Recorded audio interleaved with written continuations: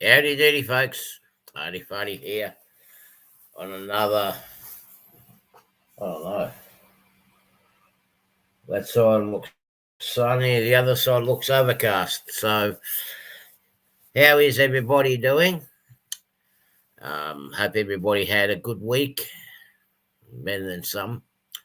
I'm going to say a quick hello to everybody. I've got here Dwight. How are you, buddy? Nice to see you again. Daryl, as always. Randall Ellison, nice to meet you. Another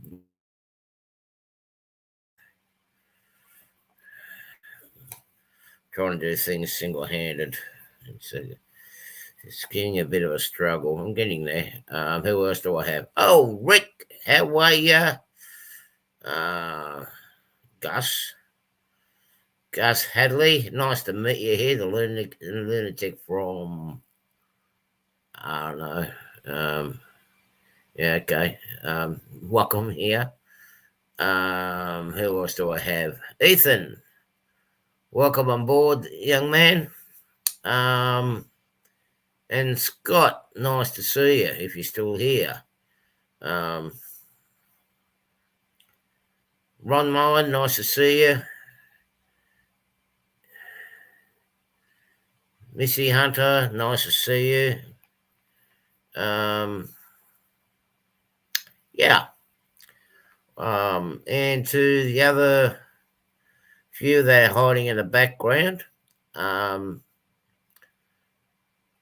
to see you guys join in. Because say hello to everybody. Don't be shy. We don't bite much. We're a friendly bunch, a friendly gang of model railroaders that will talk about almost anything that gets onto the topic. It could be a railroad, could be anything. And boxing kangaroos as well. But mind you, the wombat's going to sort the boxing kangaroo out with putting those little booby traps in the ground. I'm going to let this wannabe boxing kangaroo come up and join us. Hey, Steve. No, now look, I told you. You keep hopping into bed like you do with everybody and everywhere. This was going to happen. And no, I don't think the baby looks anything like Artie, so I don't really think you have much of a case. Now, I'm about to go on live. You got to stop interrupting. Oh, shit.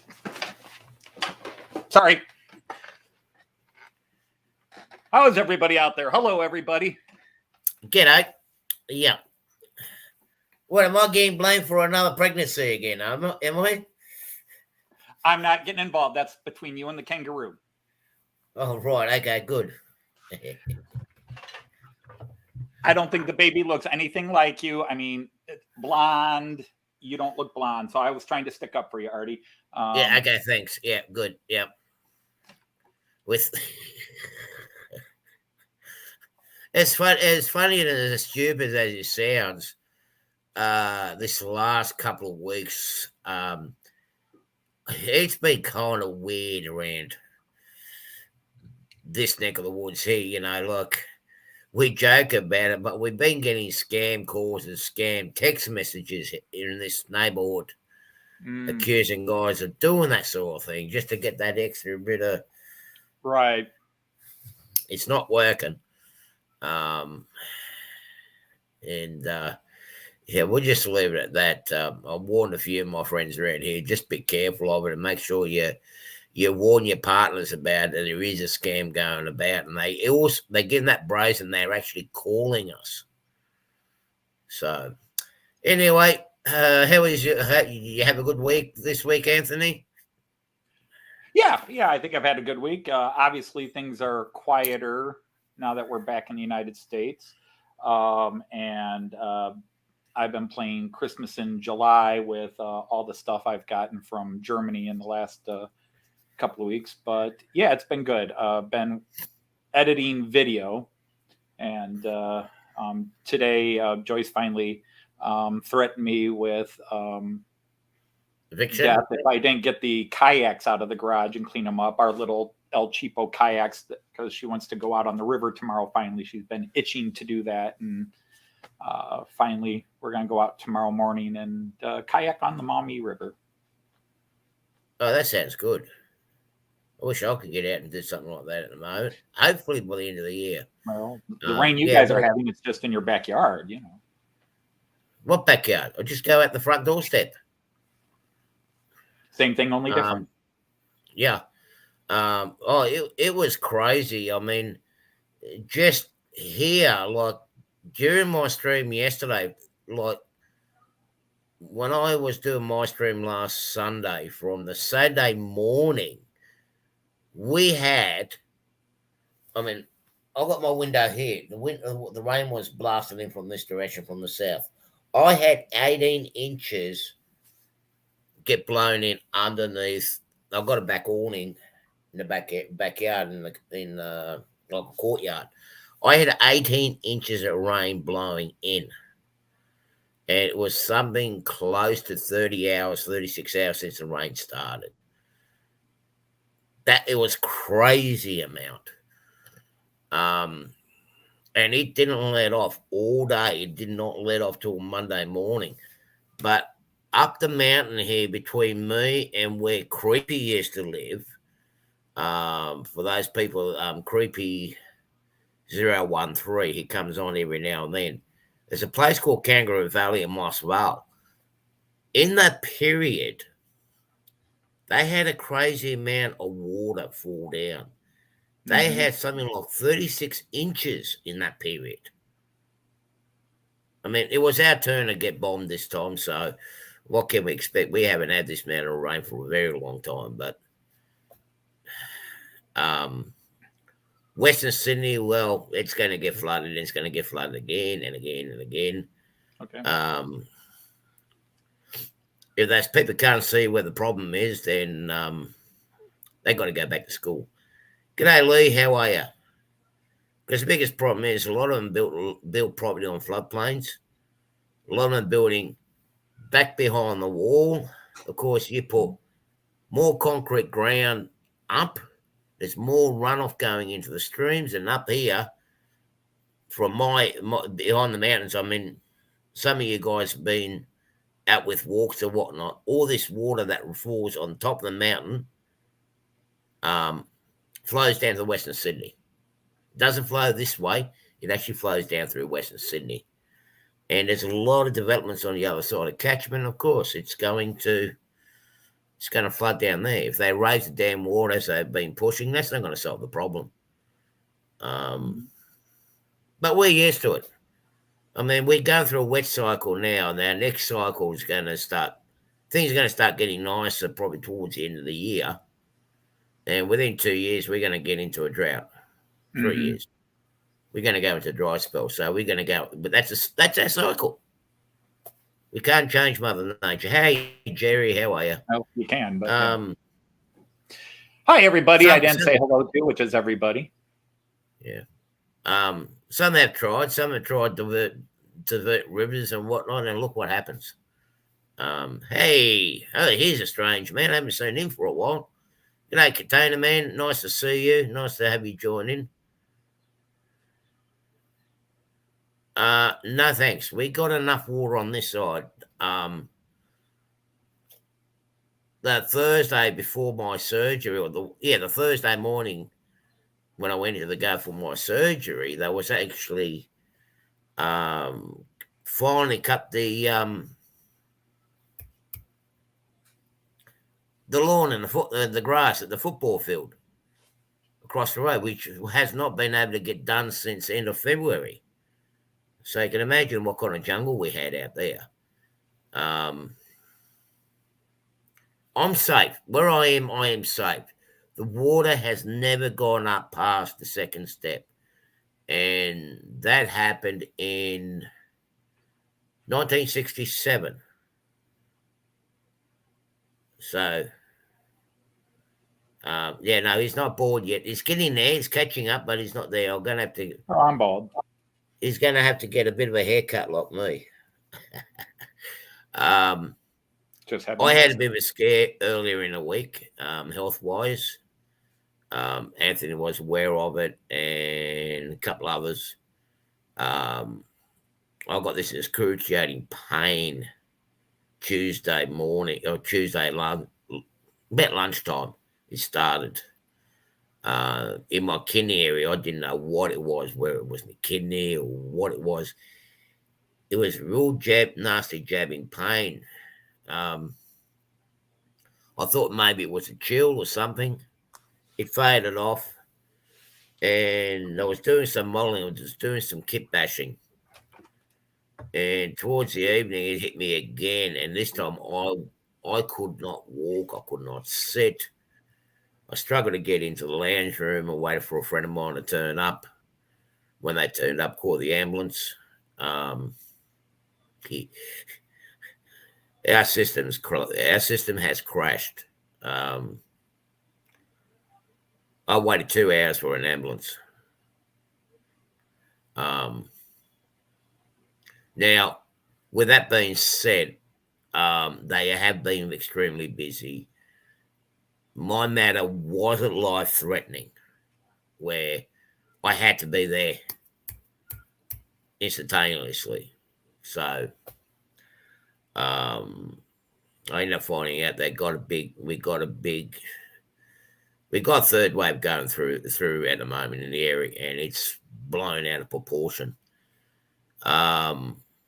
They got me to take some pain medication. I got the pain medication for my shoulder. Only problem is it's very, very slow releasing. So the ambulance told me that I can take a couple of them while waiting. Well,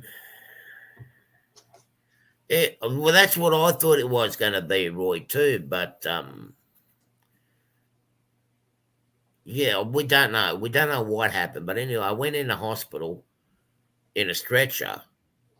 I was laying in hospital for about 15, 20 minutes. And they said, oh, you got to go out the waiting room. There's going to be a bit of a wait. Now, Kurt, I saw Kurt. G'day, Kurt.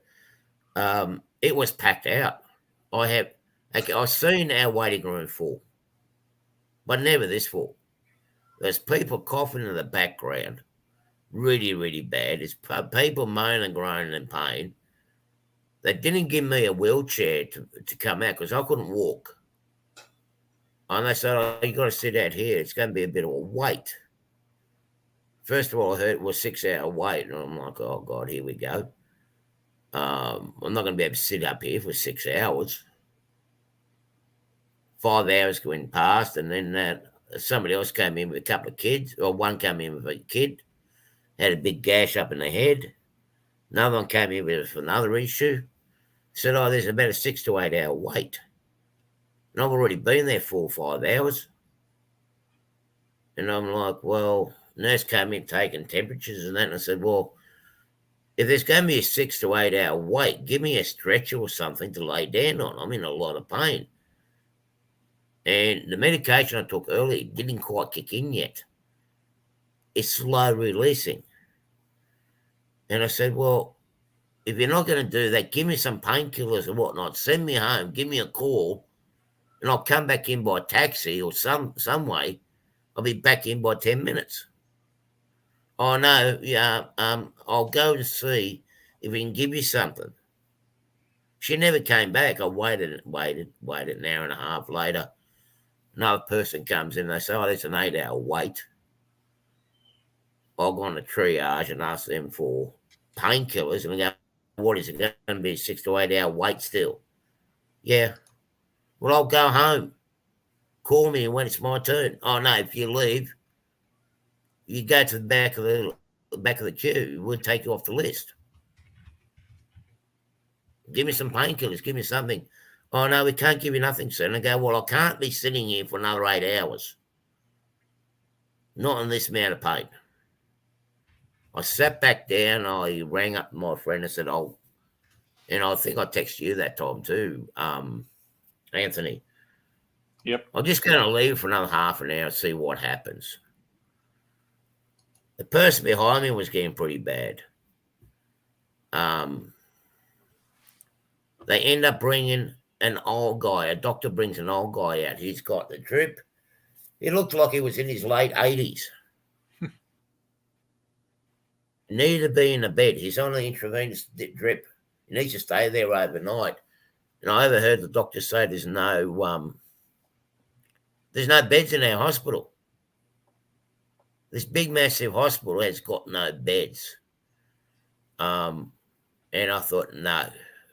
I got up and tried to walk a little bit, just try to loosen up. And I actually started feeling where the pain was coming in. It was coming in through the kidney area. But I managed to walk from the waiting room out to where the taxi comes. And I thought, no, that's it.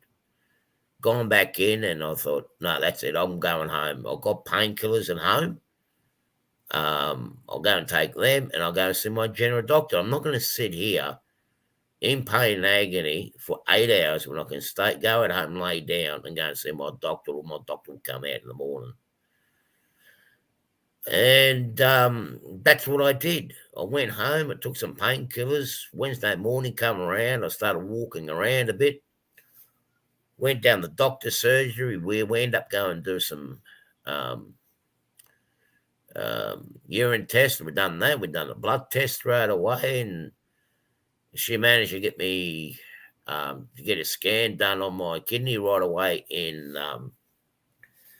I couldn't get it straight on that day, but the next morning I got a scan done here nearby on my kidney. So Monday, Tuesday, sure to get my results. But I never seen it like this before here particularly in my area. I have never seen it this bad. But when I left, one guy has an epileptic fit in the waiting room, and the other one collapses because he was choking. The one that was coughing his brains out, and gas was free. He ended up collapsing on the floor.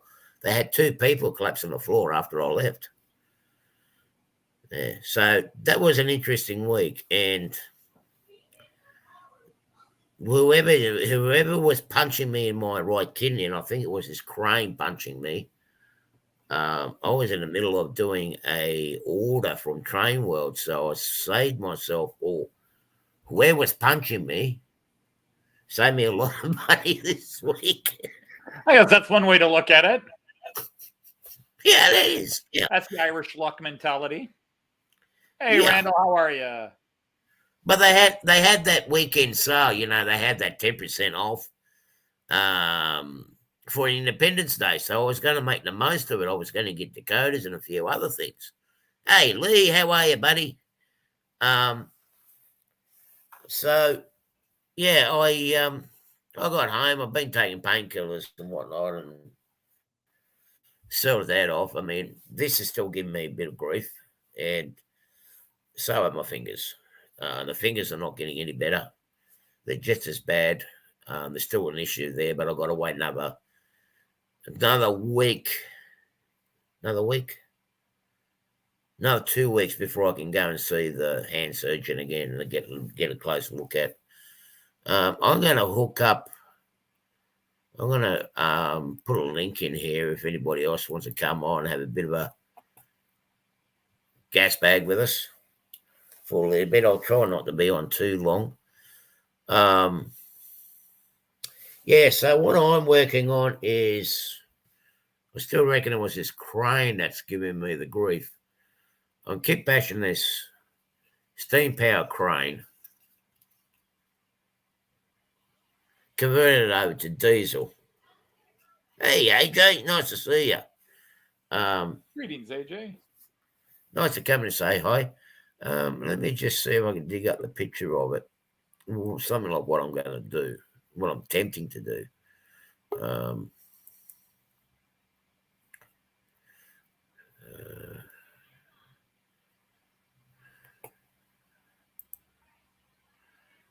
Hopefully it stays up. Go on, open up, will you? I don't know. The computer doesn't want to play today. Should we let this guy up or not?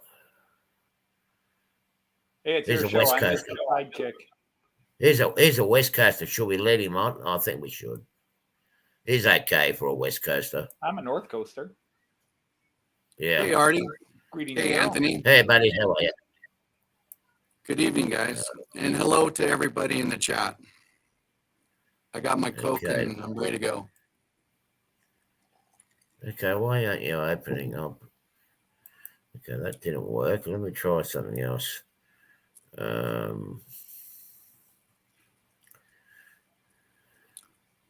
AJ. What's going on here? Why don't you want to play it? Come on. Just want to...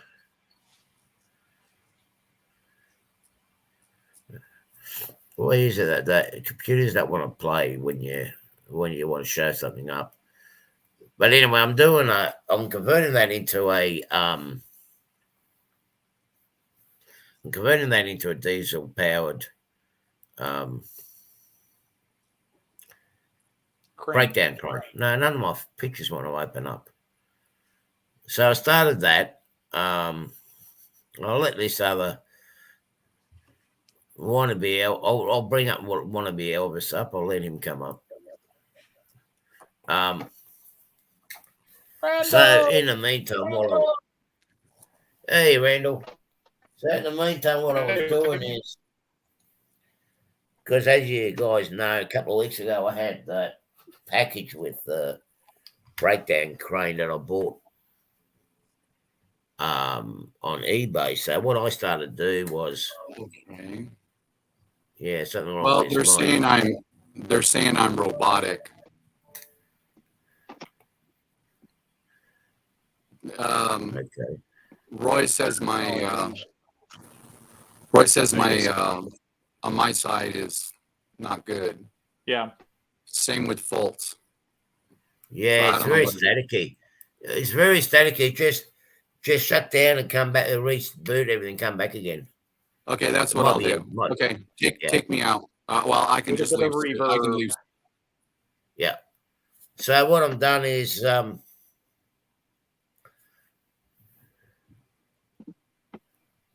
on a minute, guys. Hang on a minute. Bloody hell.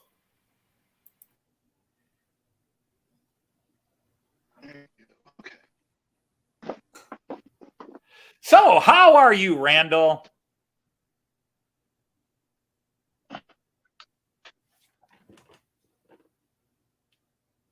Are you there, Randall?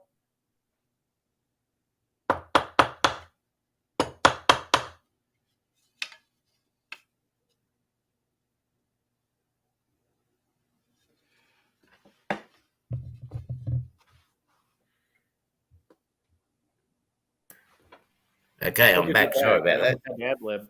I'm just getting noises at the front. Banging noises. I thought someone was at the door. Anyway, what I done was I started. It's not me. No, it wasn't you. Here he is. Okay, hopefully that's better. Yeah. You didn't plug the mic in properly, did you? Okay, hopefully that's better. So I started this. But now we're going to get the echo. Okay, so that's in YouTube. Yeah. Yeah, that's coming from YouTube. Hey, Dave. Okay, so that's in YouTube. Yeah. All right, let Hardy explain his pink car. I got this started painted up yesterday, but I done a bit of a mess on the orange. Plus, I got a bit of a runoff. I didn't let the paint cure up enough, so I got to redo that. And I used the wrong orange. I didn't read the tin, but the orange is fluoro orange. I didn't know they spelled orange, P-I-N-K. Yeah. It's only coming pink on your camera.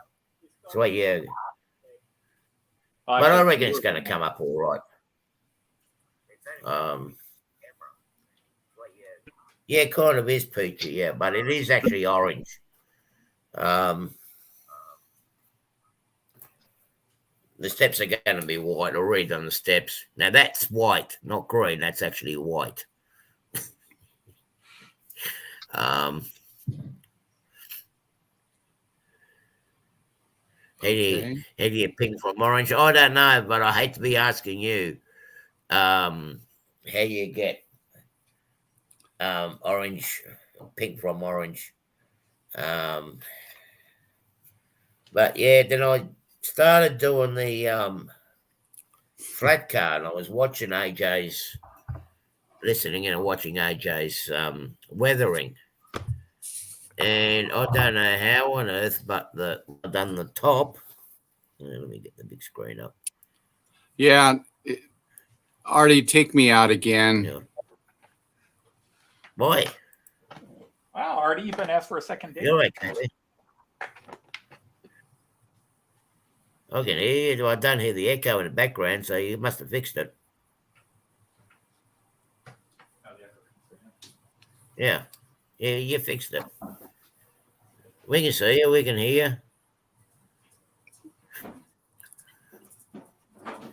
So anyway, I started doing the deck on this, but then I got the runoff on the side where I had the masking tape on. So this one's back to the paint shop, strip it down and redo it. And I want to try to keep them in a separate colour so it does not blend in with too much with the other, so I don't mix it in with the other rolling stuff. Yeah, well, it is orange. It is on the side, but I mean, if you take a closer look, Roy, let me get the camera down. You can see the dirty runoffs. I can't have that. That's just unacceptable. I was about to say nice weathering, but what do I know? Yeah, but it's not weathering. Weathering is totally different. Well, leave it like that. Call it weathering. Bad taggers. Well, I suppose, yeah. I'll have a play around with it later on. I might be able to salvage it and save it. Because I will. Excuse me, guys. I will try to. I'll bring this up. I think this one I will be weathering it and aging it a little bit. Hey, Dave, Crooked It River. does look a bit pinkish, depending on how the light hits it. I think I might be getting too much light in. Yeah, so I will try to age this up a little bit. But yeah, that'll be just sitting in my maintenance facility. Yeah. So what project you got going on at the moment, Daryl?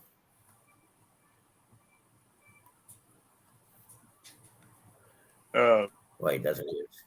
Randall, what projects you on? How's? Oh, not a whole lot tonight, Artie. I worked on that decoder for that Santa Fe engine, got it put together. I'll have to wait and get some double-sided tape to tape the decoder up. All I got to do basically now is just plug the decoder in. It's ready to go back to the test track for a few more runs. But I was showing Daryl and Dave from Crooked River and Eastern this engine here. I don't know if you've seen it yet already. Yeah, you showed it to us last week. Yeah, you showed it on the breakfast show. You showed it on the breakfast show on Dave's morning brew. Marty. I'll show it. Oh, crap.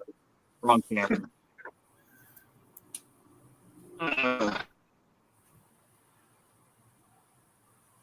Hi, welcome to Isn't Technology Great?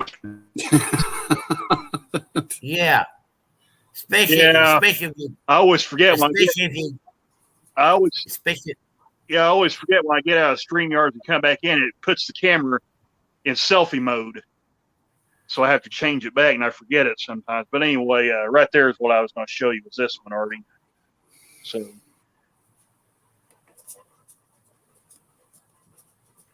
yeah, that was the GE that you were working on. You worked on, I think it was on during my live show last weekend too. Yeah, that was actually, I can't remember. Yeah, that was actually this.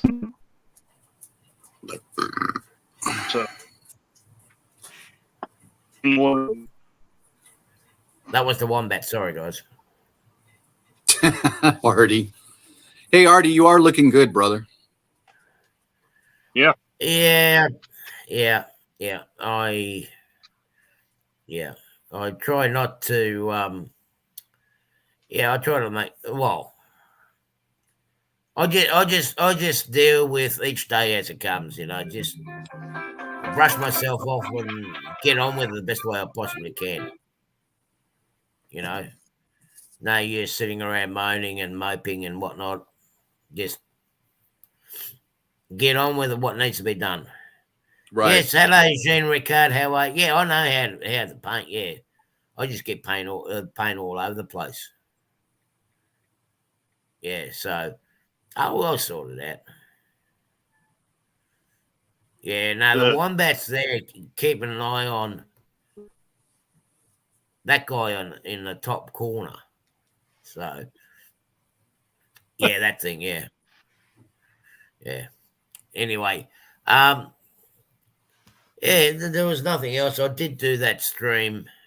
I did do a video during a week for my train automation and trying to do a bit of manual train running in between. Of course, when I first started, it went into a big mess. As I shared it with you guys on my Fun Day Friday. But I've got it worked out now. Like, okay, I can't go and see the train going around in circles like some and whatnot, not yet. So I've got it worked out nicely now where I can actually have them going backwards and forwards and around them, and I can sit down and watch them, enjoy watch them run almost like a real thing, without touching it. And I'm actually quite pleased because it's for me, it was actually a good achievement. Well, you better bring us some lunch if you come back. I don't think I'm going to be on very long today. I've got to get up the store for one thing before the rain comes in. Plus, read it, Sean Ricard. Read it. Not caveman. Goodness sakes. Crazy Viking. And we got Randall working on his spine cards here. Yeah, that's a brand new spine car, Artie. That's a 10-unit car. It that was something I picked up back at I ordered it last year and just got it about a month ago. And I was trying to figure out how to best do a review on this car. I'm not sure how I'm going to be able to pull it off, but yeah, this was the big car I was waiting to get. So now all I got to do is wait and get some extra BN trailers. I've almost got enough, I think, to do it. But, and Rapido just announced some more trailers too, so I may be looking at them here in the near future to see if they come out with BN trailers of their own. So I was just going to get one of the short trailers and stick on it and see if it'll fit. So I got to go back to my back room here and grab one. We'll see if it'll fit. Randall. He's running away. Oh, he left? He's still there, but he's just walked away from his okay. I was going to ask him if those are those printed or is those actually repeatos? I think those were the Athern ones. I'm not too sure which ones they got. Yeah, these are Athern ready to roll. Yeah. Well, okay. The trailer, the stuff that Rapido just were 45 foot. We're just going to stick one of these short guys on here just to see if it'll fit. So I think that thing will wrap it, Artie. Yeah, Randall, I have to apologize to you. Well, when you called me and said you wanted to show me a 10-unit spine, I misunderstood what you meant and blocked the call. These are called spine cars, right? Turn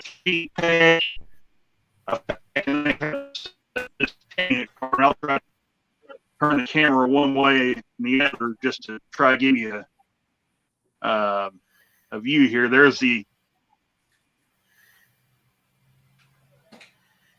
and I'll try to come around to the other end here, and this box is going to be in the way, unfortunately.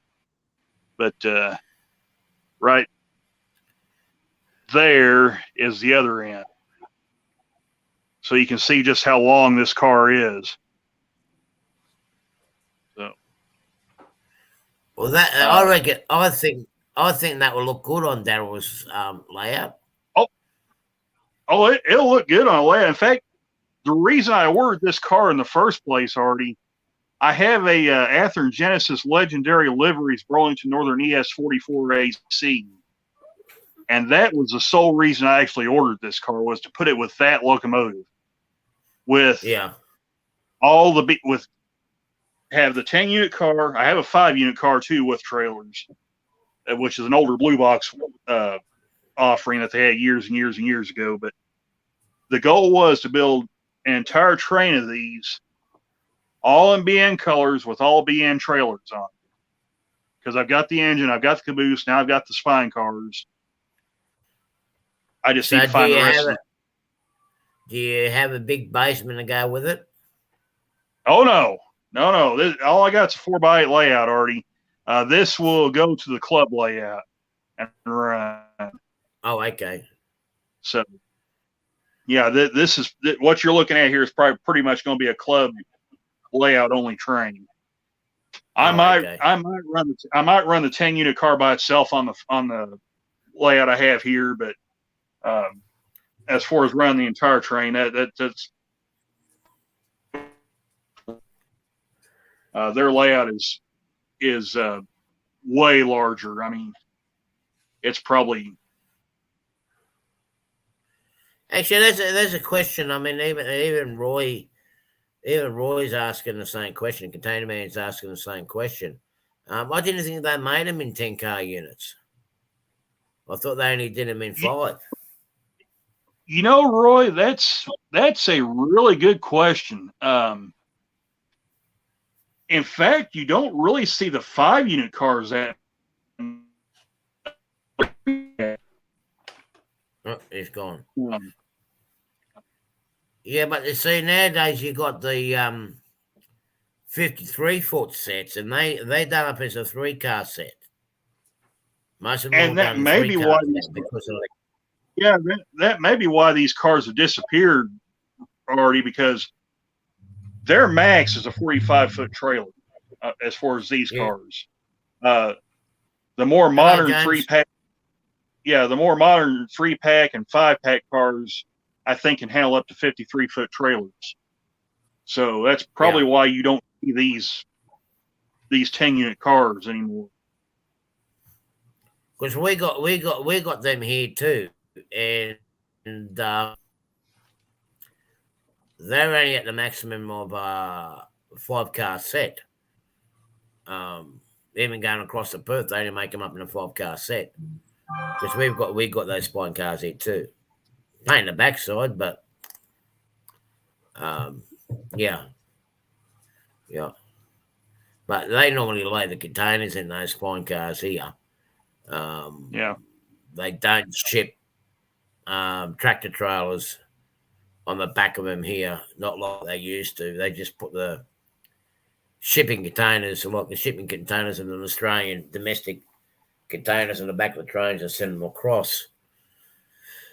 Between our major cities, going across to Perth, they will use the world cars, but they also use those spine cars there, and they double stack on them, on the actual spine cars. Because we've got no bridges out there. There's no tunnels and whatnot going through across to Perth. So they double stack them on flat cars.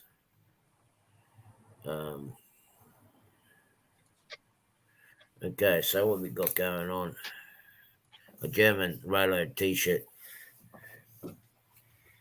Yeah, those engines that you got as well, they look pretty cool there, Anthony. I like the German diesel that you got. That was actually quite good.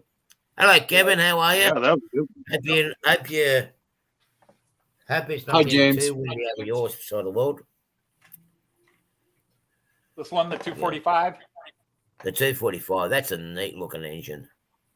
Yeah. See, I find it rather plain because almost all German locomotives have this basic shape, and then what's up here and a little bit of here and here determines what class it is. But Yeah. it's a pretty cool one. I like the German fair. This is called Verkehrsrot, which is German for traffic red. It's Deutsche Bahn's official red color, as it's labeled. And yeah, I've wanted a 245 for a while to alternate with my class 146, which is basically the electric version of that, the 245. It actually started as the 145 and the 245, and then they upgraded the 145 to 146, which is electrical 146.1, 146.2, 146.5. They're all electrical, same body. Everything outside is the same, just the inside is different. And this is my personal favorite diesel right here, and it's only because of the crazy livery. This was a special, this is a class 218 German diesel. And basically the company's Pico, the German company Pico, not the English company Pico that some of you may buy track from, P-E-K-O. This is our P-E-C-O. This is German P-I-K-O, Pico. And some people say Pico, but that's not how you pronounce it. And then Märklin on the other side. And this was done, the money they get from these particular locomotives, there's Joyce. The money they got from the sale of these locomotives, a large percentage of it went to a fund for retired locomotive drivers and a couple of other charities. So that was kind of nice. So I bought that just because I needed a 218, and money went to a good cause. Yeah. So Yeah, I almost bought one of them when you were in UK. Very, very close, but they couldn't tell me whether it was 2-rail or 3-rail. They never got back to me. Because I was trying to retrieve my rail jet while you were gone. That totally failed. I'll have to give it a go again some other time when we'll leave the house. It's not your bloody railjet. Just get over it. You don't own it. Leave it alone.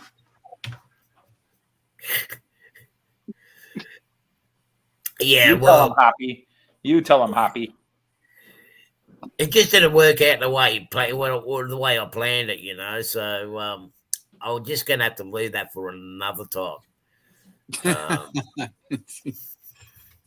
I'm gonna get my railjet. I am going to get my railjet, even if it's going to be the last thing I do. I'm going to get my railjet. Go ahead, just get it from somewhere other than me. Well, who knows? I could get it from anywhere. But yeah, well, apparently not, or you'd have one by now. Yeah. Just that custom sort of like. It's just like custom sort of like slowed things down a little bit. Yeah. But all fun and games anyway. I won't be doing much construction on the layout. I'm still going to be learning a bit more of the hidden bits and pieces on that program and what I'll be working on. And I want to try to somehow get back into finishing this crane off. Without it binding back on me. Yeah. So what else have we got going? What else have we got going? What other projects? Here he is. Hang on. Eeny, meeny, miny, mo. I don't know. You there, Randall?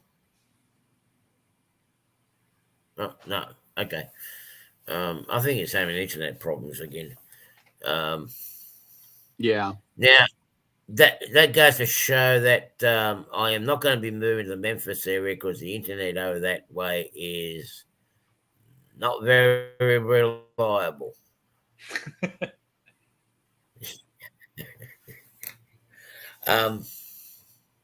Yeah, now, as a lot of you guys, as I mentioned last week, I was meant to go on a steam train ride this weekend. They were doing a double header special up in the Hunter region, which is on the north side of Sydney.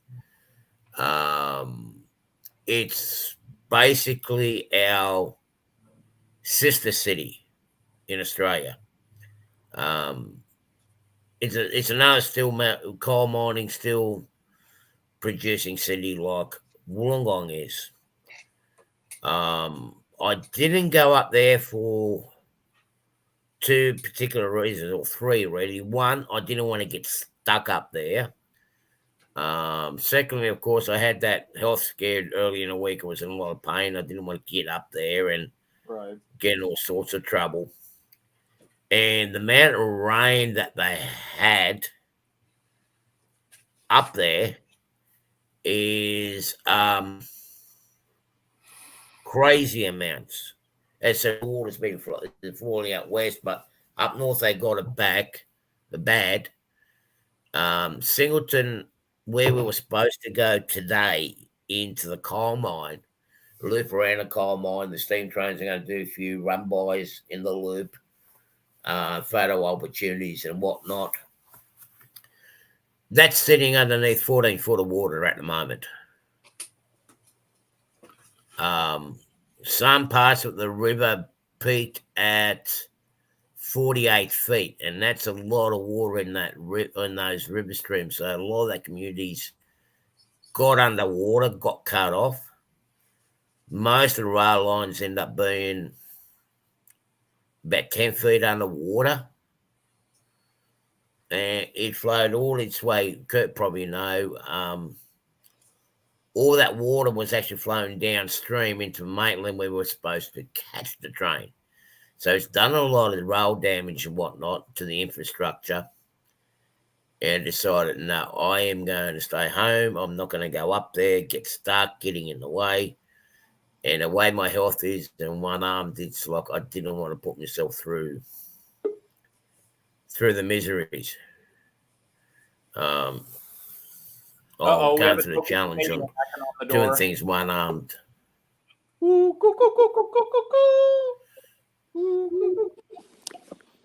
we're in trouble. We got a Frenchman. I'm in a Canadian joining in on us. How you going, James? Hey, Anthony Dodge, can you see this? Yes. Pegnitz-Tal Express. Pegnitz-Tal is a region in, if I remember correctly, it is southwest Germany near the Black Forest, but I could be wrong.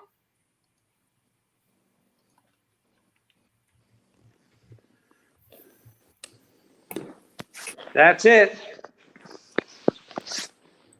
Is that it? Okay. Dr. Strange. Yeah. Well, we're all moved in. Whoops. Nope, I was wrong. You know, It's near Nuremberg. Oh, you all moved in, James? Yes, sir. So, the fun begins. Oh, yeah. The fun begins.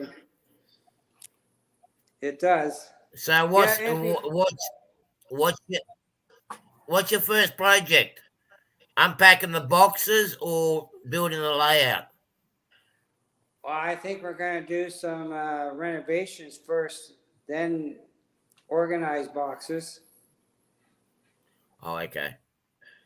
But Anthony Dodge, Okay. that T-shirt, a friend of ours, they came from Germany, and he passed away. and he wore that shirt in a nursing home. And I asked his daughter if I could have that shirt, and I actually wore it to his funeral. It's a cool shirt. Indeed. I thought you'd like it. Yeah. It's I've heard of the line. I just thought it was Black Forest, but it's actually near Nuremberg. Yeah. Which, I'm trying to remember back. Last time I was in Nuremberg was 2017, and maybe that's where I was seeing it. Where I was seeing ads for it. Okay. Just. Yeah, he received a German pension for about probably 30 years. Wow. That's not bad. No, not bad at all. But yeah, the fun begins, Artie. I bet. With a long Yeah, day. I was in my brand new house yesterday too. I ended up doing this this nice decorations inside the wall. I redone the wall, everything else, but I covered up all the windows. I couldn't see out the window, so I had to go back and fix it all up. Then the alarm clock rang, and I had to get out of bed. Yeah, I ordered 2 new trains today too. Yeah, rub it in, James. I missed the sale earlier in the week. It's a pre-order. What rub in for what? Rub it in? Well, I ended up getting very crook on Tuesday, and I was trying to get sale on some stuff from Train World, but I ended up going in a hospital instead. So that was a wasted effort. Where is Train World? They're in New York. Oh, okay. And you're in Australia. Yeah, they do mail, and I do buy a lot of stuff from them. Yeah, I was going to ask you, Artie, when you buy stuff, where do you get your stuff from? So you just said Train World. Train World is one place. Factory Direct down in North Carolina, in Nashville, North Carolina. I've never heard of them. And the model train stuff. You never heard of the Factory Direct? No, they're never not too heard. bad. They do have some good specials every now and then. And depending what you want, I find with most of the Athearn engines, most locomotives, and especially the decoders, the soundtracks decoders between Train World and model train stuff, they're the cheapest. Yeah, I've ordered from model train stuff quite often. Once in a while from Train World, but I was kind of wondering where you're getting your stuff. So now I know. And yeah, that's where I get bulk of my stuff. I've been dealing with them for decades now. Yeah, how's the shipping? How's the shipping cost? How's the shipping cost? On average, it costs me between $50 to $60. Okay, an average box. Well, considering that's not too bad. And that's express. Is that okay? That's express. That's going by UPS. Artie, is that American money or Australian money? American dollars. American dollars. So even Australian dollars, that works out roughly at $70-something. Shipping. But if I send it by UPS, there's no train stores in Australia. Yeah, I was going to ask that too. Oh, they are. Oh, okay. They are. But the items that I want, right? There's only 1 or 2 retailers, but one in Sydney that sell this stuff, and he's selling for an overinflated price. Okay. Because I remember there was a fellow last year who did a post, and he ordered a locomotive from Otter Valley in Ontario, and it took him 4 months to get to Australia. When was that? Last year? Yeah. Yeah, well, see, everything that was coming out of Canada to Australia was going in by ship. There was nothing. There was no flights coming out of Canada. Oh. Australia. That's why. Yeah, that makes sense. So that's why you get yours express, because it's flown there. Yeah, but I get my stuff from the United States.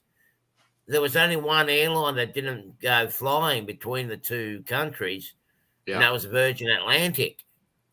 UPS put an extra freighter on its service. UPS, FedEx, they put extra flights on, and that's coming into Sydney. Qantas ended up putting another aircraft on. They leased another aircraft on. So air freight wise, there was no interruptions.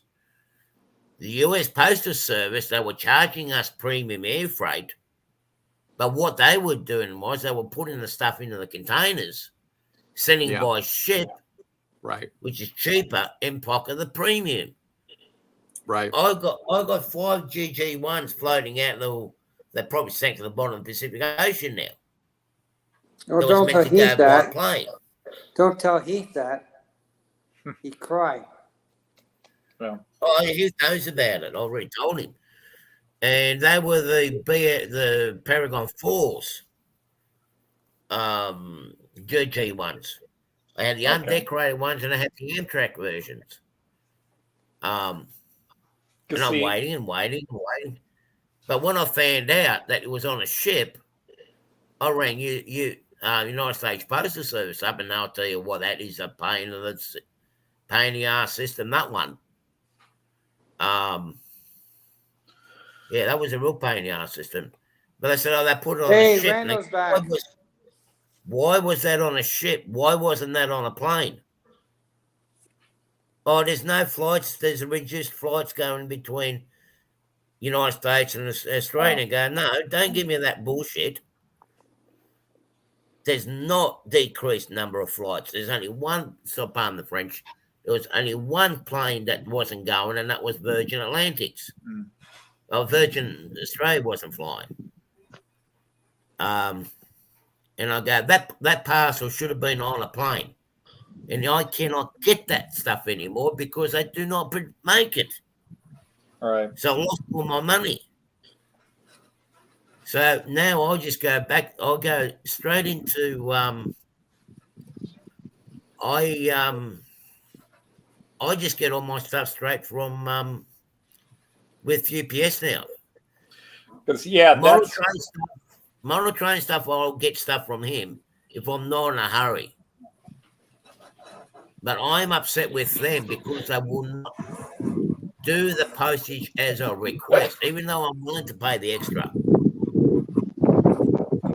When I got my big boy sent from, what was it, last year, whenever the big boy came out, the BALI's big boy, to have a ship from Asheville, United States Postal Service.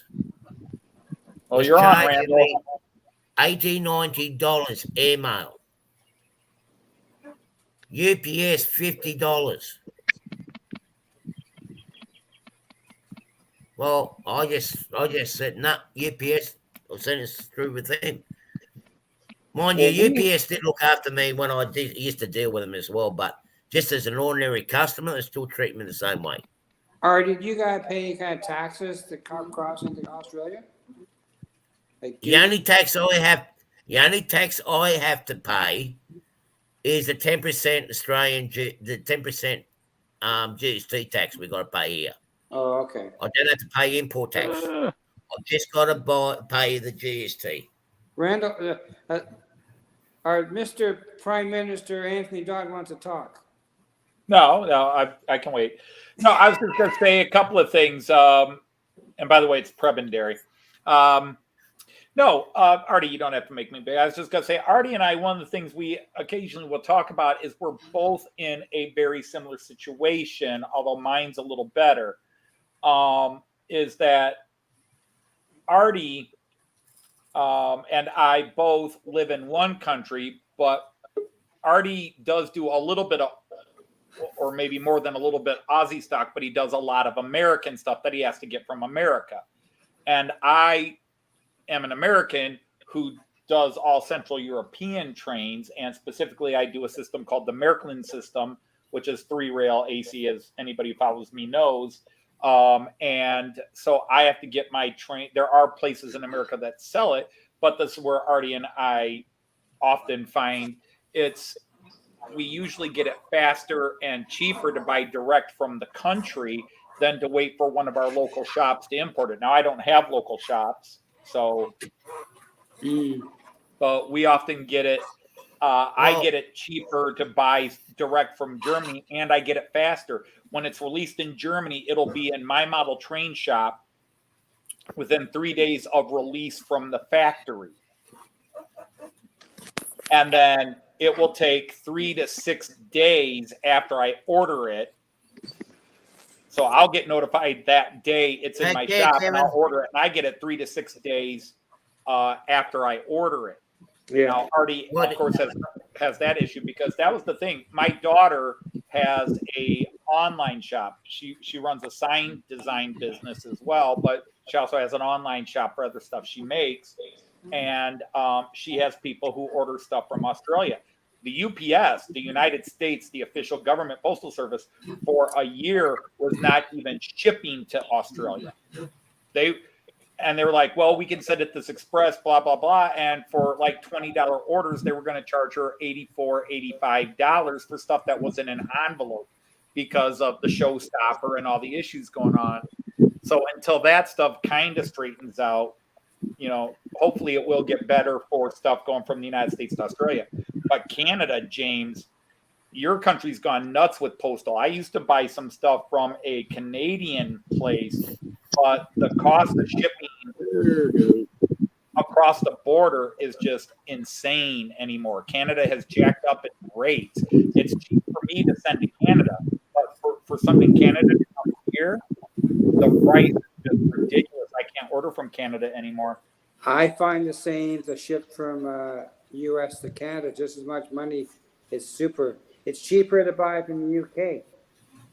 Yeah, well that's the Commonwealth deal. Yeah, with the transportation from out of the United States, I mean, someone needs to look into it, because there's a whole lot of lies and crap coming out of that. They're profiteering on it, and the profiteering is a crime. They're price gouging, and that is an actual crime. They're misleading everybody, saying that there was, like you were just saying, Anthony, about how they charge you $80 to ship between US to Australia, and there's no shipping going on. There was shipping going on. There was no change.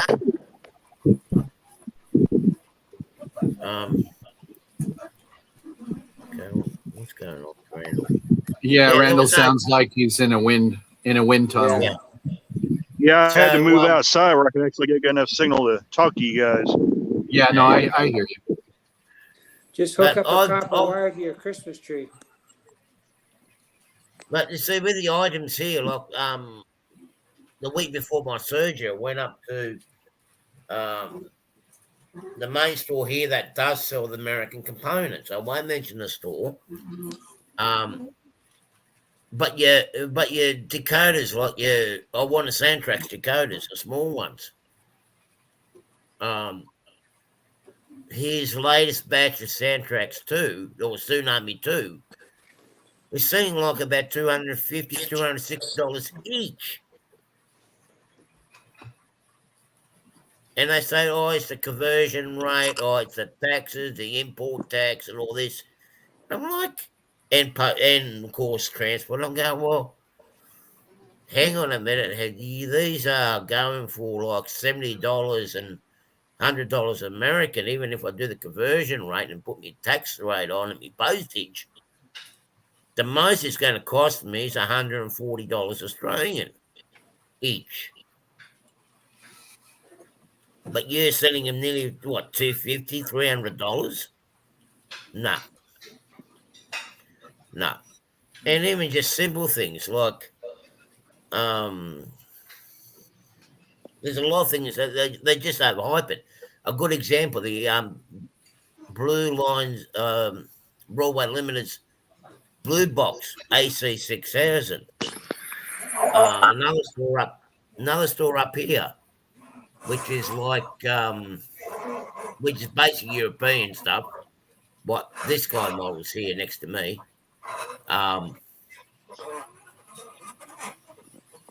The BLI, these ones went for roughly about $140, $150 each at the time.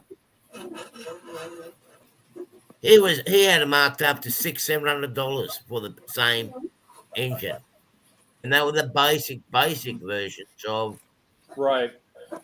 the Broadway Limited one that you had to buy a separate decoder with. It had 2 decoders in it. And it's like, well, for $700, you can keep it on the shelf. Hey, Randall. Yeah, go ahead, James. I don't know if you heard, but the Amtrak P42 50th anniversary look was in Toronto last week. Oh, that's cool. It's doing a run from Toronto to New York City. Oh, very cool. They're going to bring it back into service, apparently. Nice. Oh, Hey, I was just going to tell you already, that about like almost 6 times. That's about like 4 times what Broadway Limited Blue Line sells for here. They're like in the 180 to 190 range is what they're going for here. Is what I've seen them go for on eBay.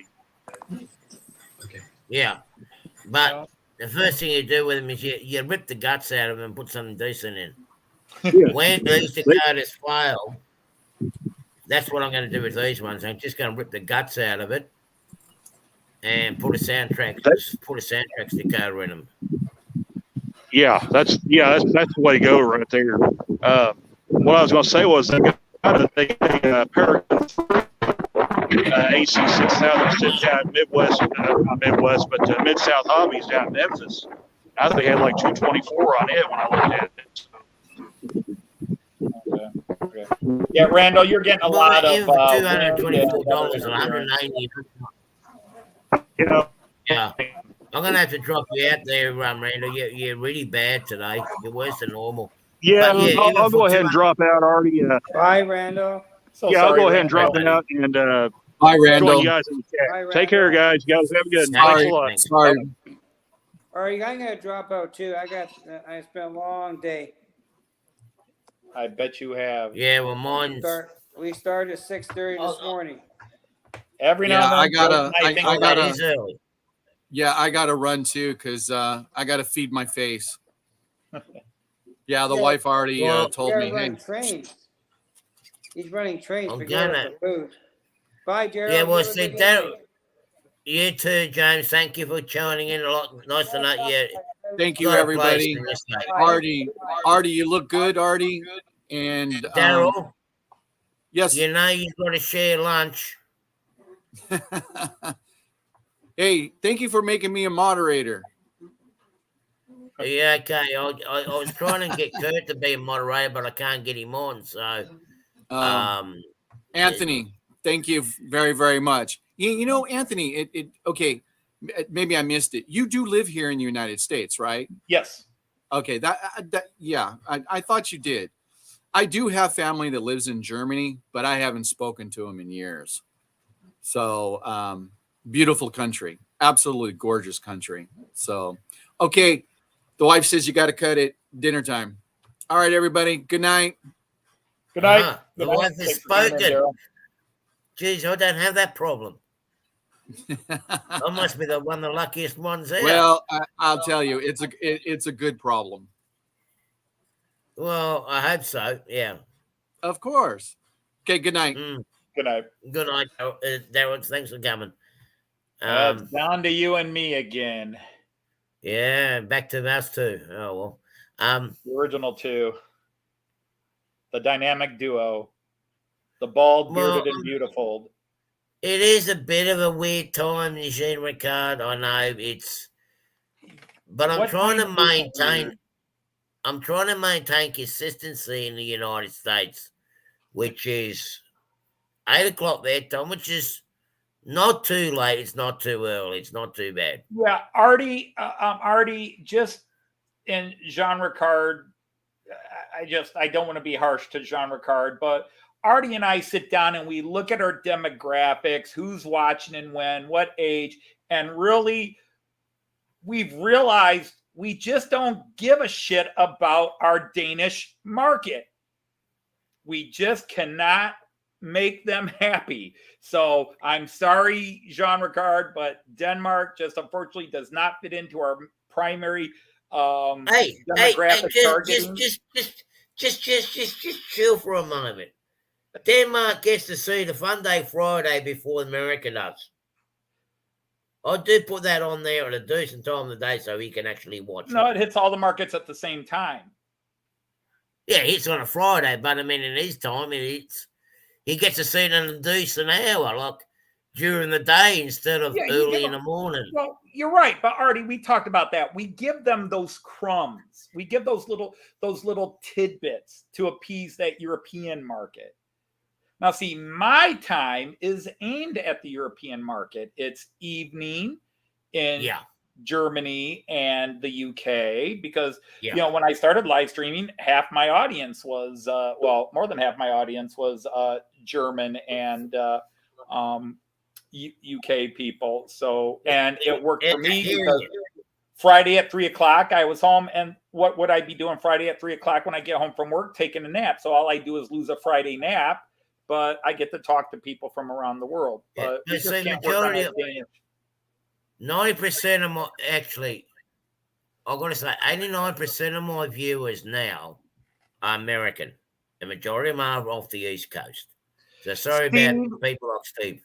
We have bagels, we have scones, and we have waffles and French toast and eggs and regular toast. So we're not really worried about the Danish market. We can get regular donuts. Those are good.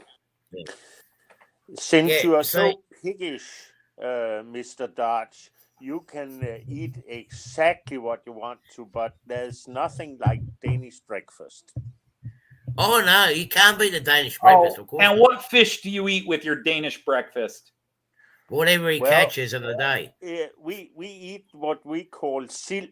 I think it's herring in America, but it's very nice, on rye bread.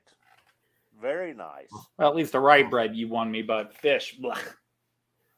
Fish is so nice. Yeah. You see, I've got now, what is it, 89% of my viewers are American for the East Coast. So I'm maintaining that 8:00.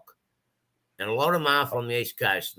No upsetting people like Steve and Daryl. But if I work my time on the East Coast at 8:00, it's going to stay that way. I got probably about 2 viewers out of Europe. And that includes UK and mainland Europe. Then I've actually got someone that looks in, a couple of people from India, of all places. Well, I'd get the sausage egg McMuffin myself, Randall, but still, it's always that. We're okay for breakfast without herring on rye. That's so nice. You would love it, Anthony. I don't. I'm looking so forward to when you and Joyce come to Denmark, and I shall feed you all the Danish specialities that we have here. You will come home and look like a beanstalk if you don't eat some of my nice foods here. No, I'll look like olive oil because I would have starved. No, Denmark's good because you got cheese. You got good bread and cheese up there. Danish cheese is good. Danish blue cheese is really good. Yeah, but you're talking about blue cheese. I'll give you Gamle Ole. That's a very strong cheese, I'm a cheese connoisseur. Jean Ricard, we can go to cheese shops all day long and just sample. We won't crap for 2 months, but I'm all there. But eating fish, no. The Germans the North Germans tried to get me to eat eel, and I tried it and threw up. Oh, no. There's only one person that can make me eat eel, and that's my grandfather. Oh, welcome back, Kevin. He's the only one that can get me to eat eel because he made it taste like chicken. Okay. Right? The way he cooked it, it was just amazing. Yeah, Artie, Get anyone you else may to cook it learn for me? about eating eel, if you know what I mean. Yeah, you make good goulash. Skip, you make good goulash. Your meat is just right for that. Yeah, and cordon bleu. I mean, making out of beef and that was actually good. You Kangaroo ate my meat is brother, just you nice for that. bastard! You ate my brother! And your sister and your mother. What are you going to do about it? Come on. And then you still refuse to acknowledge my baby. You know you did it with your little eel game. Hey, you want to have a look at your father behind you there? That's who done the damage. Nope. No, you brag all the time about eating and all the things you do with kangaroos. You don't. I'm just talking about eating. I don't do anything else with them. I suppose, Anthony, that you don't eat sausage either then. Oh, I will eat sausage as long as it's not fish. Okay. Well, I'll see if I can get a fish sausage. Do you like frikadelle? Do you like meatballs? Depends on how they're made. Of fish, of course. I'm a very picky eater. I don't like stuff thrown. When I eat cow, I don't want anything but the cow in it. In fact, all I want is the cow. I want the beef, the meat from the cow. I want the cheese from the cow's milk while I'm sitting in a leather chair from the cow. Okay. And perhaps gluing something. And then if I have pork sausage, because I don't like pork, but I eat Germanic sausages. Okay. So I don't know exactly what kind of what is a special Australian dish. Do they have a kitchen in Australia, or is it just a mixed kitchen of all the different people that came to Australia? Wombat and kangaroo steaks. No, wombat's a bit too tough. Wombat's too tough to eat. Kangaroo is better, a lot more leaner. We actually have a combination of international food here. We haven't really got any real specific dishes. We do, but we do have one alternative though. Anthony was talking about how they had pie, chips, and peas. Yeah. Right. We got rid of the pea. We got rid of the peas and we put eggs with it. Okay. So we had pie, chips, and eggs. That was an option in the UK too. You could get eggs with your steak pie. I had a lot of steak pie in the UK. Steak and ale pie, especially. You haven't had steak pie until you had ours. You haven't had fish until you had ours. We got our fish. The Japanese say the same thing. Our fish fillets, majority of our fish fillets, there's no bones in it. You can actually sit down there and enjoy it when not getting pricked by those fine bones. Kirk can vouch for it. And it's very tasty. And if it's done right, there's a couple of shops that I go to get mine from. They cook it very nice, and it does not taste fishy. You know, some places you go in, you just get that salty, fishy taste. No, these ones. Welcome back, AJ came back. He said, "What are you guys talking about?" Well, in the last 3 minutes, it's been a paternity suit between a kangaroo and Artie, a lawsuit between Artie and a wombat, and Artie bragging about all the different animals he's eaten, and then we've been talking international cuisine while Jean Ricard, who is from Denmark below me, is trying to find a fish sausage. My grandfather was alive, he'd make one up. I personally think this is just an after effect of all the cocaine I snorted at 7:58. Anthony, I have to ask you a question. What is it with you and pigs? Why don't you eat pig? You know, I don't really like pork. I don't like ham. I don't like the taste of ham. I don't like bacon. But I do eat pork sausage. But yeah, I don't like ham or its relatives, Canadian bacon, as somewhat called, UK bacon, which is basically the same thing as Canadian bacon but thinner. Yeah, I just don't like pig for the most part. I don't even like most American sausages, but good old-fashioned breakfast sausage, as we call it, I like that. And then when I'm in Germany, there's all kinds of sausages I like. But it's just because in Denmark we have twice as many pigs for consume as we are people in Denmark. So when we are 5.5 million Danes of human organ, we have 11 million pigs living in Denmark for consuming from the Vikings, you know. And well, Germany's the same way. They eat a lot of pork in Germany. They eat a lot of pork, and they eat all parts of the pig in Germany. Most of Europe's like that. So Eastern, particularly Eastern Europe, they like that. Pork is an easy. They're smaller. They're easier to keep than cattle. And Germans save their cattle for making cheeses and all that other stuff. And also, but you see, out of a cow, on average, you get probably about 2-3 calves out of one cow, right? Yeah. Out of the pig, when you're breeding pigs, you can get an average between 8 to 12 pigs on average. Mm-hmm. So your return is a lot higher. That's why they all stick to right. They're easier and cheaper to raise, of course. Yeah. Whatever's easiest and cheapest to raise, I don't enjoy 90% of the meat that comes from a pig, but I enjoy pretty much everything that comes from a cow. I know some of you may find that utterly ridiculous, but I do enjoy what comes from a cow.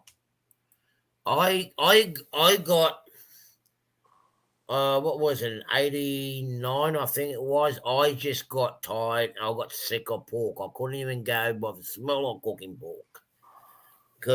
And I think a lot of it had to do with when I was in Europe that time. Every weekend or every second weekend, when we used to go, like Anthony now, how he was in the UK. Every weekend he goes to a different town. Somebody who had a pig on a spit. So wherever we went, all we had was pork. I actually got to a point that I just got sick of it. Because that's all we were eating for nearly 3-4 weeks, just continuous pork. But isn't that the same with every kind of food? If you keep repeating it, if you get burgers every day at a certain time, you cannot put a burger in your mouth without gagging, So, but I could live on pizza and burgers and steaks every day. I would not get bored with it. Trust me. One thing I did crave for over there, I know in Europe, in Mum's hometown, was a proper Aussie hamburger where we have lettuce, tomato.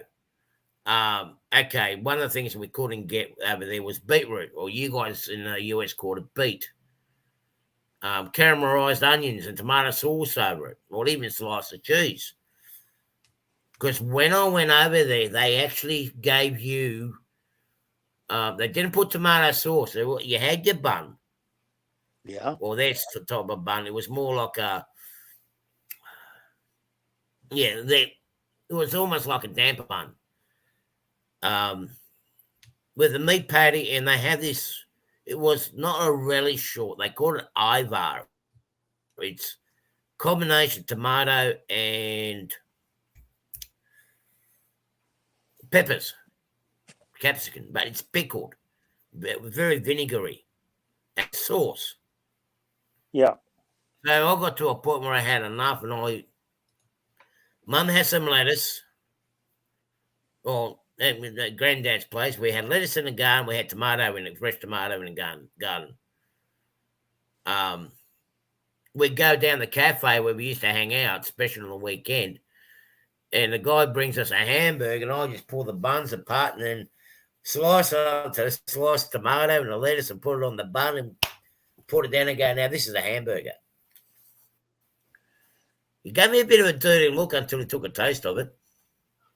He changed the recipe after that. Joyce likes lettuce and tomatoes on her burgers. Now, yeah, Steve, this is true, but also meat will taste differently from different parts of the country. Meat, like just steak, tastes so much better from west of the Mississippi over east. Yeah. Because most beef east of the Mississippi is farm, mass-produced, where the meat on the west of the Mississippi tends to be range-fed, where the cattle free roam and eat more naturally. And you can taste the difference. You can clearly taste a difference between. I love it when I can get beef imported from the Western United States. Like the best burgers and steaks I ever had were in Wyoming and Colorado and Nebraska, where that was real cow raised properly, not beef. Yeah. Like in Ohio. And even in Ohio, you can find some farms that still sell their meat locally, and it's really good. But for me, even bad beef is good beef. I mean, even if it's the more corporate produced beef, I love it. I mean, it's what I like. This is why I always talk to people, even in the UK, when we talk about meeting and eating. I am a very annoyingly fussy eater. I don't eat much. I love what I eat, and I eat a lot of it, although I eat a lot less now. Hence, I don't weigh 300 pounds like I did for 5 years. But I eat basically I eat basically cow, cheese, steak, burgers, whatever. And I, outside of when I'm in Germany or even in the UK here, where they have a lot of pork sausage, I will eat that. And if there is nothing else, I might munch on bacon. If I'm starving and there's a piece of bacon cooked up and there's nothing else in the house, I might eat it. Otherwise, nowadays there are cars and places to walk where I can get something I'd rather eat. But yeah, I don't like pork. I don't like fish. I do not like most ethnic foods. I really don't like Asian food. I like Italian. And then basically I like Germans, kind of rather bland. I shouldn't say bland, but based on, German is not very spicy food. No, it's not. No, it's not very spicy. And I don't like spicy. I don't like spicy hot. I like, when I eat a steak, all I do when I'm grilling a steak is I put pepper on it, and then I put the seasonings out on the table, and you put on it what you want on it. Yeah. I've got to have Diane sauce with mine. I've got to have Diane with mine, with my steak. Actually, when we talk about steak, I think the best beef that I have ever got was Wagyu steak from Japan. Do you know Wagyu beef? Yeah. Yeah. That's really, really tasty beef if you can get it, but that's also very pricey in Denmark, at least. But you know where they get that meat from? Probably they get it from over here. Yeah, but I don't think they can call it. How do you pronounce it? Wagyu beef. Yeah, you know what I'm talking about, and I think that you can only really say that it's that type of steak if they have fed it in Japan, because it's something with the meat structure they get where they feed it so that they get a lot of fat into the muscle structure. Yeah. Well, you see, they do have They do have a couple of big farms over here in Australia where they do just that. Okay. Because they only breed so much over in Japan, but they will Right. breed them here. There Yeah, is actually a most of the Japanese steak you get here in America is either grown on farms that imitate Japanese process or it's imported from Australia. Yeah. Okay.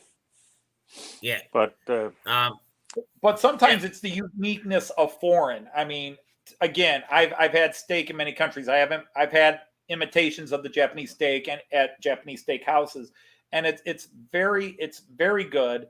But I won't say one is better than the other. The best steak I had was at a little country kitchen in Wyoming, and they served it with amazing mashed potatoes and the juiciest black bread you could have had. And it was just this little place in the middle of nowhere in Wyoming, although Wyoming itself is the middle of nowhere. So if you can imagine the middle of nowhere in the middle of nowhere, it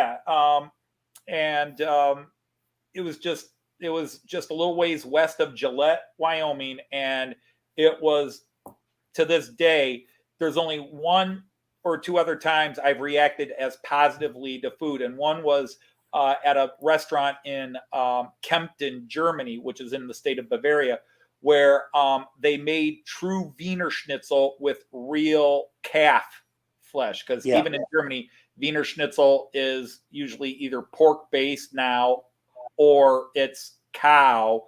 But this was a place where they still get it, and you can tell by the price because it's almost double the price of regular Wiener Schnitzel. No, normally they say that if you order a schnitzel in Germany, it's everything but the calf. But if you order a Wiener Schnitzel, it should be the calf. It'll say von, in German, it'll say vom Schwein, which means from pig, from swine. Yeah. But this was specifically from cow, which means from cow calf. And the guy, there's a lot of different ways to make Wiener Schnitzel, but there's one official way. He had the right batter, and then what you do is you serve it buttered. You put a little bit of butter on top of it, and then you get a little bit of lemon, and you just spritz a little bit of lemon on it. That was so amazing. You don't add anything to it. You don't add ketchup, mustard, or any other sauce. Although you but specific sauce, you just add that little bit of butter and lemon and cut it up with a fork. And and we make homemade Wiener Schnitzel here. My daughter and I will do that, where we order calf, and it's very hard and expensive to get, but we'll order it. And I've got all the proper utensils for making it, and we do a pretty good job. But that was so good. It was so amazing. I got a lot of free drinks out of that because I was just so amazed with how good it was. The waitress asked, "Did you enjoy the meal?" And I'm like, "Oh my God, this is the best meal I've had in 30 years. It may be the best meal I've ever had." She says, "Oh, I'll let the cook know." And the cook comes out, "You really like the veal?" I said, yeah. I studied in Vienna, and that's where I learned to make it. Oh, okay. And I studied at this place, and they make it the proper way. And I said, "Yes, you did this." He's like, "Wow, you know your veal." I said, "Yeah, you did this. You didn't use the breaded batter. You used the dip batter." Yes. It should be the dip batter, not the bread batter. Blah, blah, blah, blah. And then the owner comes out. "I hear you really liked our veal." "Yes, it was a wonderful restaurant. Everything was good, but that veal was first rate. Yes, I'm very proud of our cook. By the way, would you like some wine? It's on the house." "Why, sure we would." And then the owner was Sicilian. Well, we worked something out here. You're a real good sucker opera there, Anthony, to get in the right places. We have found all our favorite restaurants, even if it's not an Italian restaurant, are owned by Sicilians in Germany. And so I'm very familiar with Sicilian restaurants, and I had been looking because we found out the owner was Sicilian, and I'm looking at the menu. And so after all this talk where he's giving us free wine, I said, "In fact, there's only one thing I was disappointed at with your restaurant." He's, "What did we do wrong?" I said, "I've looked on your wine list. You don't have Marsala anywhere." He says, "You know about Marsala?" I said, "Yeah." And he says, well, we keep that off and wait for customers who know to ask for it. I said, I'm asking for it. He says, it's on the house. Yeah. I know how to work my way around a Sicilian restaurant. I worked for Sicilians as a kid, and I don't mean restaurant owners either. You might even know how to make a Sicilian necktie then. Oh, I know how to make that. True story. I'm named after an Italian hitman, although my dad didn't know he was a hitman at the time. But that's why a German guy is named Anthony. Yeah. My dad grew up with Anthony LaPaglia. I love that name. I'm going to name my son Anthony. And then I'm 8 years old, and my Anthony LaPaglia arrested for 6 murders committed in conjunction with the Detroit Mafia, blah, blah, blah. And my dad goes, oh, that's the guy you were named after. I went to school with him, and pulled out the picture, and there's my dad with him on the football team and everything. Okay, then. Thanks, Dad. At least you were not. Well, look at this one. At least your dad named you after somebody famous. Indeed. It technically it could have been worse. You could have been Adolf. Well, yeah, that would have been a little worse. I'm glad they avoided that. Although I did break a family trend. I went by my first name. Everybody in my family, every generation back, they all go by their middle name. And I broke that trend. I went by my first name. Yeah. Well, I started going to the name I got rechristened with at work. Because the guys just turned around and said, well, you're born in Australia, you need to have an Australian name. So they renamed me. And I've been that name ever since. So what can I say? But you don't want to get the actual person out of me that I was actually named after. That won't be very pretty. Well, you don't want to get the Italian hitman out of me if you push me the right way. But yeah, exactly. Yeah. We all have that dark side, or most of us. Yeah. Although it was funny though, because Steve ASAP here, PSAP, just turned around and said he had Egyptian food or Mediterranean food the other the lamb. That's very nice. After I went and done my scan on my kidney and that part of me back, I went to get a Yarik. Yarik. Hopefully I'll pronounce his name right. If I haven't, forgive me. I'm an Aussie. I'll ask poor Yarik. I knew him well. Yeah. Okay. It was funny. There was a restaurant here in Warrawong, where I had to go and get the scan, and it was Sultan's. Now, I felt something different. I did want to, one of the places I normally go into, it was just chock-a-block packed. I didn't want a hamburger. I didn't want McDonald's, but Sultan, Middle Eastern, I thought, bye, Kurt. Yeah, take care, Kurt. Yeah, you have a good day. Look after your wife. Oh, that's right. He's babysitting today. That's right. He's got his grandkid over. Oh, I babysat my grandson all week. Yeah, well, he's got it for the day, and he's already complaining. Poor kid. Yeah, poor kid. But I went in there, but it was funny because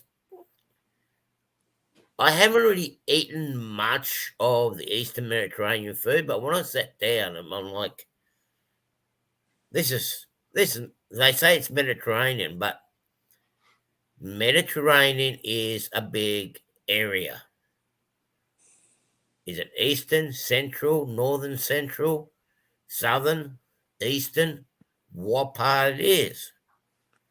Mediterranean is a big section, you know. And I got a mixed platter. You know, I actually quite enjoyed it. And thank you. Jane, put some socks on. Stop sleeping barefoot. That's what my grandfather used to say. And I sat down and I enjoyed it. When I ended up talking to the guy that cooked it, he was Sicilian. And with an Italian mother. And I'm like,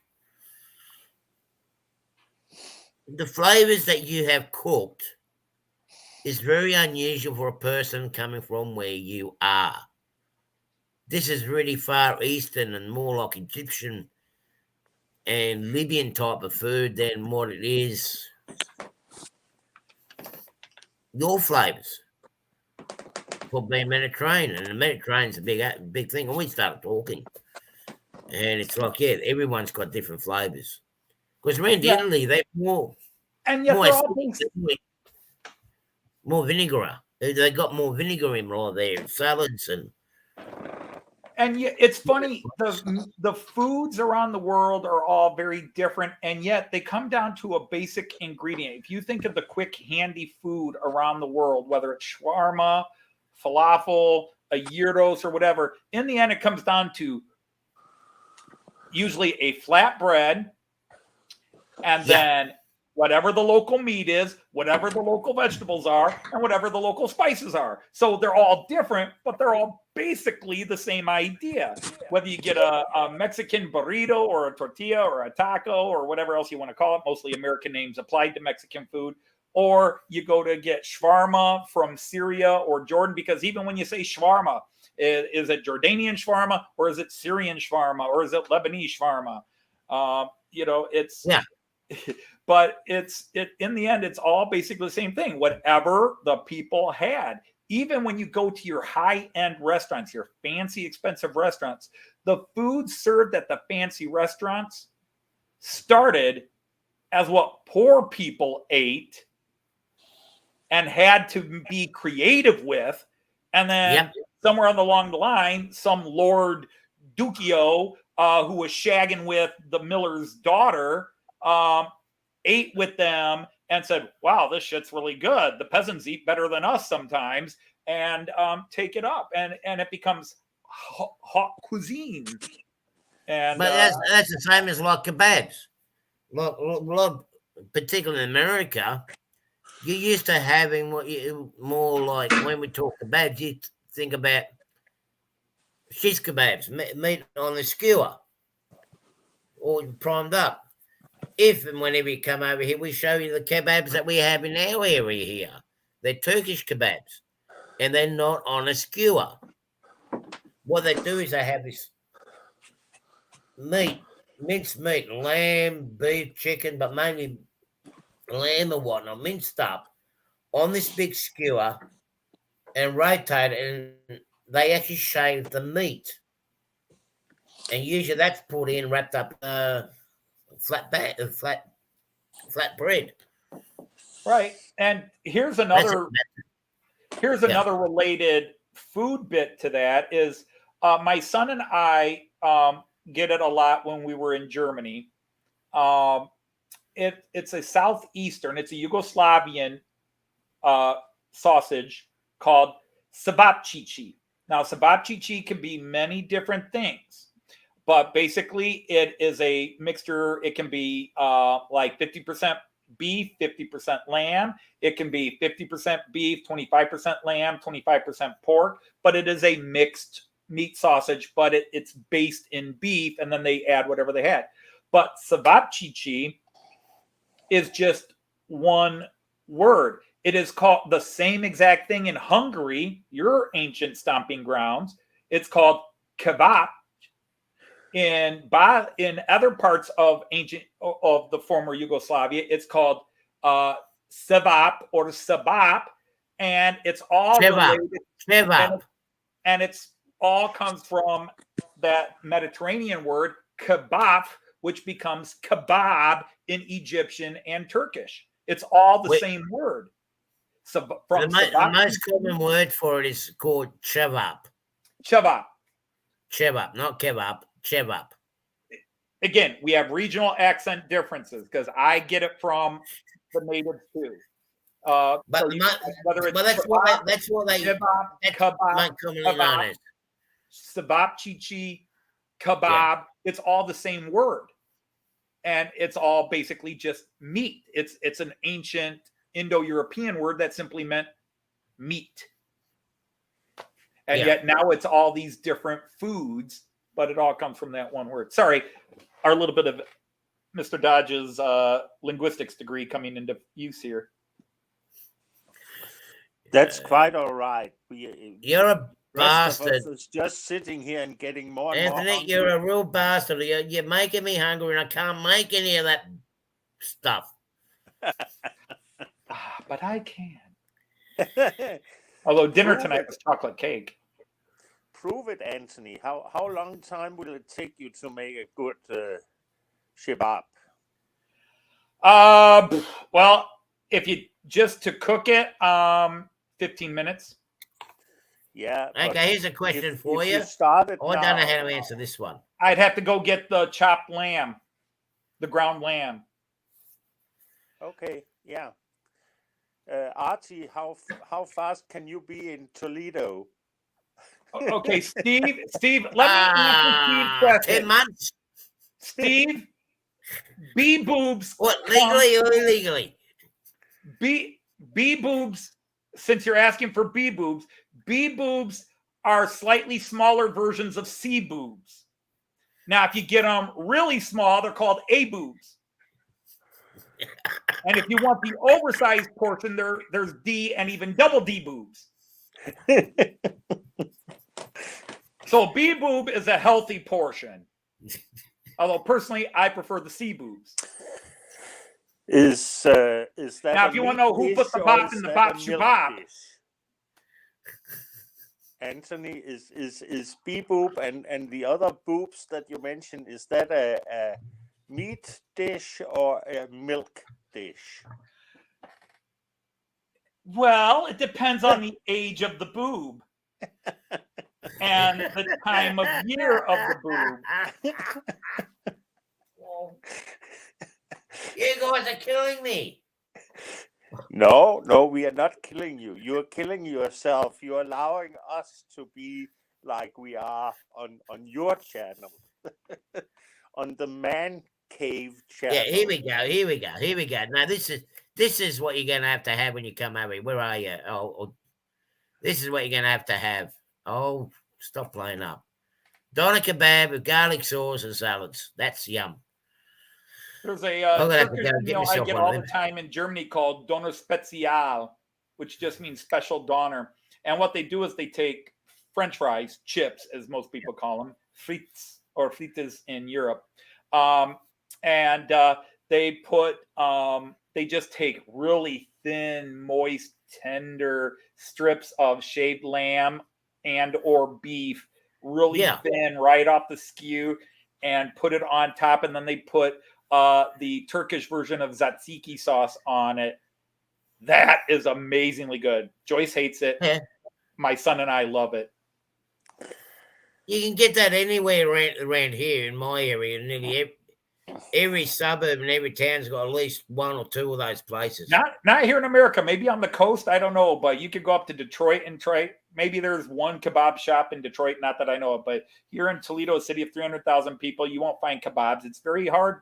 Even in Columbus, where there's 600,000 people, you don't find kebab shops. In the UK, you see kebab shops, but you just don't see it here in the United States the way you see it. You're never right, Jeff. I did Outside see of one. Maybe New York, in case Heath were listening in the background, he might say, "Hey, we've got them all over in New York." But no, well, I only saw one in New York, and I'll tell you what, I didn't enjoy it. But I did enjoy the gyros. Is it gyros, what are euros? Or officially, it's a gyros. Gyros. That's the official Greek pronunciation. Yeah, euros. Yeah, I like that. I enjoyed that, and I got it from the street vendor. That was just down off Times Square there, and I enjoyed them. But you think anyone here would make something like it? No. But we used to be able to get meat pies up in New York. Proper Aussie meat pies.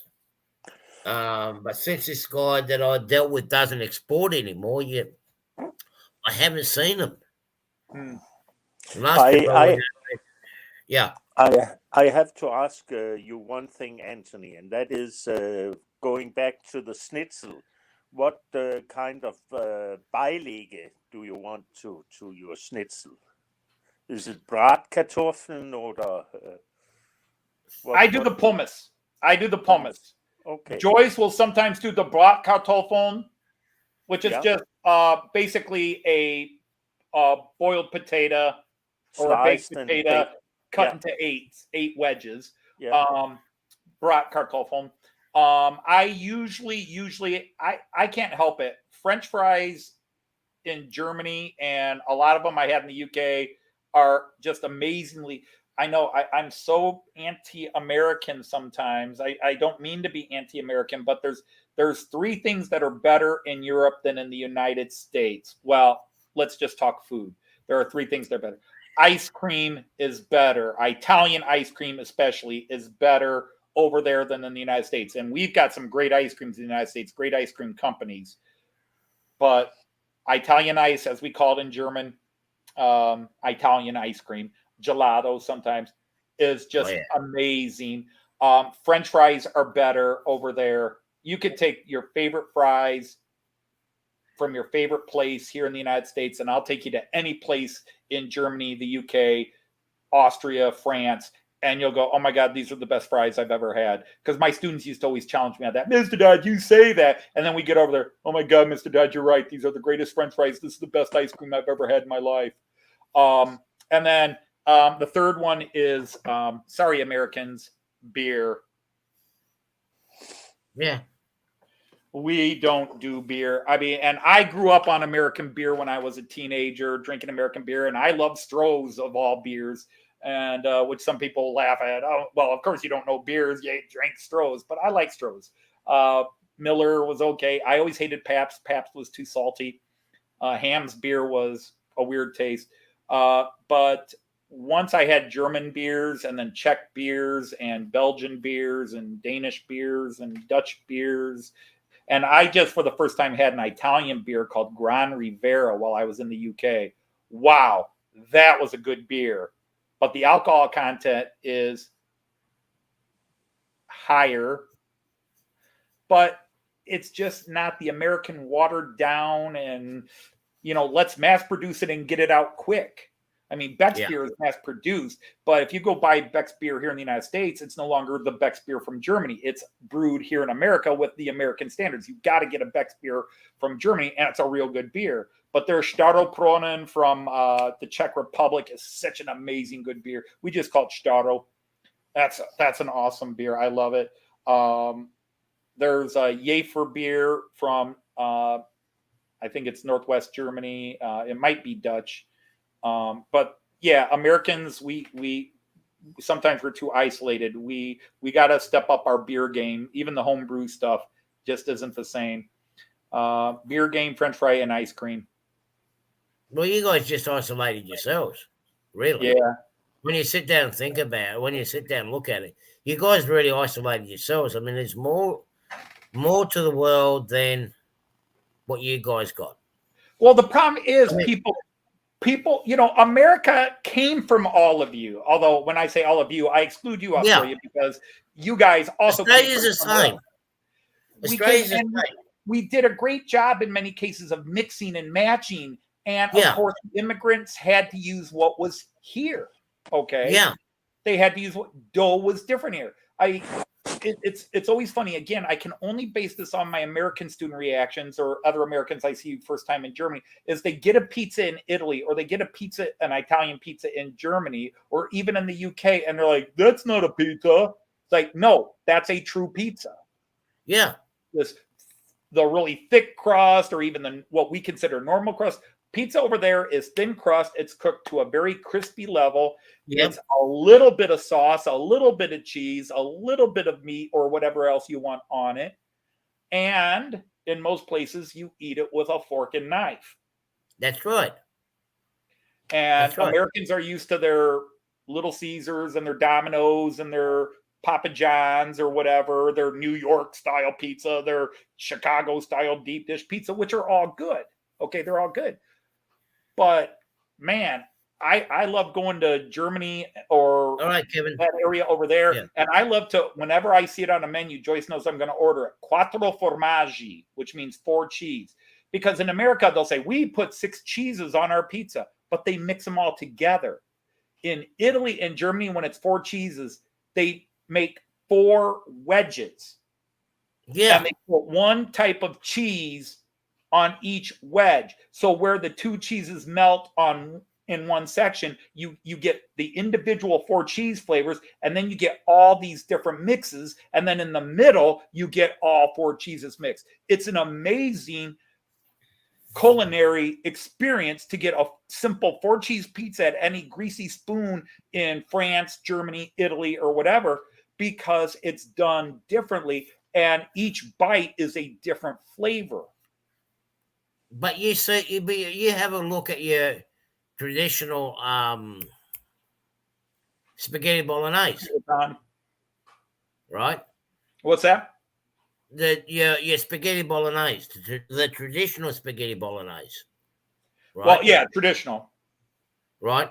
It's totally different to what, including here in Australia, that we eat, because in some ways you can say Australia and the US in some ways are similar because we mixed nationalities, right? We're the bastards nobody else wants. Yeah, pretty much, yeah. We would take. They messed up with you guys, and they started again over here in Australia, and where they succeeded to do what they wanted to do in America. So, and of course, we're the coolest bunch in the world now.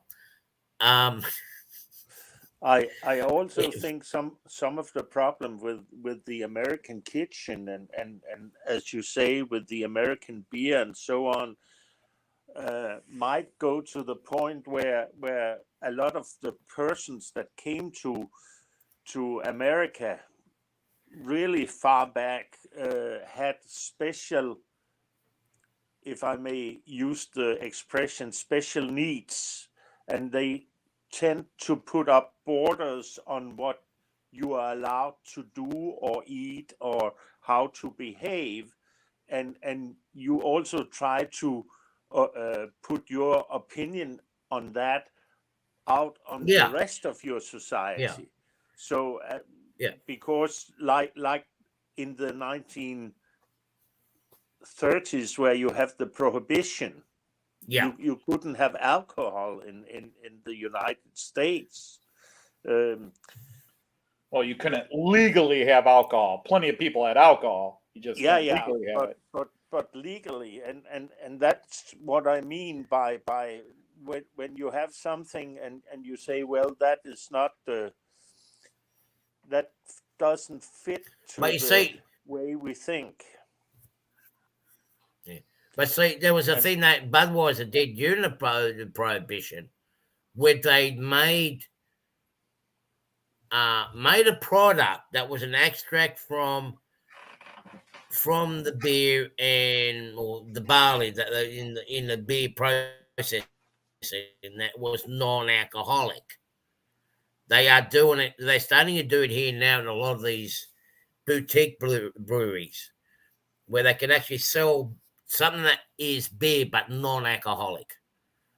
Budweiser did that during the Prohibition, but a lot of things has changed. Like your traditional spaghetti bolognese, for example, is not tomato mint sauce with the long tube.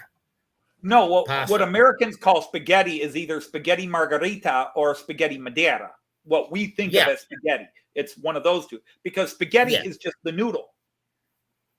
Yeah. Spaghetti is just the noodle. And then the name is the style, spaghetti bolognese. For example, spaghetti bolognese, true bolognese, one of the key ingredients, besides a little bit of ham, is egg. Yeah. Bolognese has to have an egg in it. Yeah. Boiled egg. That's what makes it bolognese. You have spaghetti parmesan. You have, here's one of the funniest things in America is people make veal parmesan in the United States, or sell veal parmesan everywhere at all the Italian restaurants. And it's veal with mozzarella cheese on it. Veal with mozzarella cheese is not veal parmesan. It's veal mozzarella. That's right. To be veal parmesan, you had to put Parmesan cheese on it. And Parmesan means grown in the region of Parma. Yeah. And they've totally changed the flavors. I'll correct you. You don't grow cheese. You make cheese. You make cheese. You make cheese. You grow the cow. Yeah. You grow the fur on the cheese. And the milk grows inside the cow. And then you take the milk and you put it in a vat where you grow the enzymes that produce the curds. And then you take the curds and blend those together, and more enzymes, especially if you're going with a blue or a green cheese. They grow culture and you have a cheese. So actually you do grow cheese. I defend my words. You make cheese. It's a process. You make it. That involves growing things. So I made babies too. They grew. You don't grow water when you boil it. That's a totally different thing. Oh, is it? You are processing water and you are processing milk. You're processing water. But to make cheese, you have to grow the cultures to produce that flavor of cheese.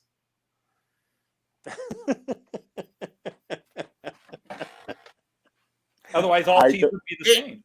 It's like this is getting now to a point now when you turn around and say about concrete. Does the concrete dry or does it cure? Well, I had a friend who had the flu and I hit him with concrete. It didn't cure it, so I think it dries.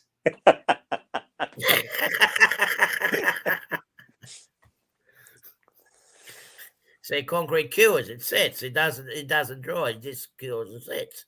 That's right, Steve. You're catching on. Join the fight. Join the fight. You don't just make beer, you grow it. Yeah. You brew it. You don't grow Which it. involves growing culture and alcohol content to do it. You brew it. You brew it. You don't grow it. I'm having a lot of fun here, guys, but I'm gonna have to call it quits, sadly, because I'm just looking at the the grey clouds coming from the south. Yeah. And I really need to go up and go to the store because I've run out of food. Well, just about, but I need to go up the store and get a few things. And since I'm not allowed to drive for another 5 weeks, I've got to walk. Yeah. Although you have kept me up the night between Saturday and Sunday from 2 to 4 o'clock in the night, and that who kept you up? You kept you up, you dirty Dane. You kept you up. You could have gone to bed 3 hours ago. You two kept me up.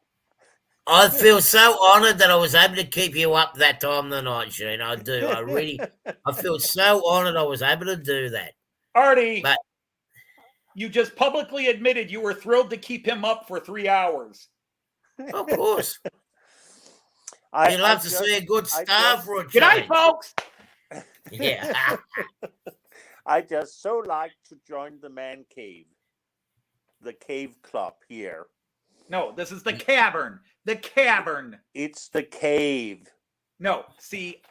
And you're in the basement of the cave. C-A-V-E is cave. It has an R and an N after it. Yeah. Cavern. Yeah. Say it with me. Jean-Ricard will teach you some more English.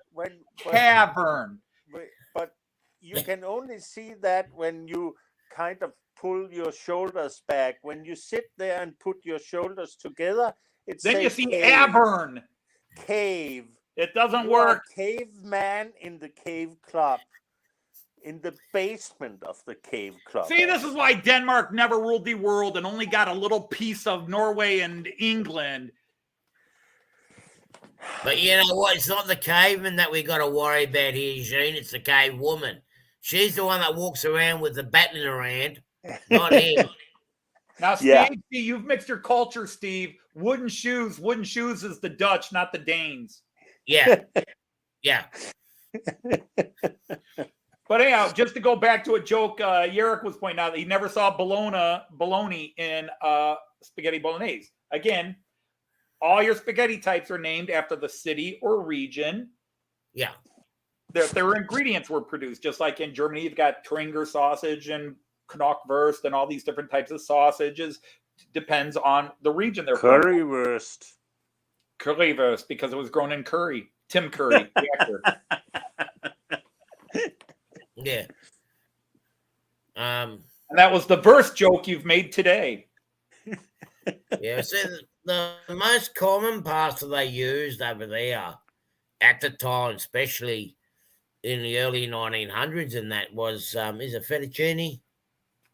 Yeah, the fettuccine pasta, the thin, wide pasta and long ones, because they were a lot Right. easier to make than the actual spaghetti noodly type pasta. Because I know, look, And watching, then we use the really thin stuff.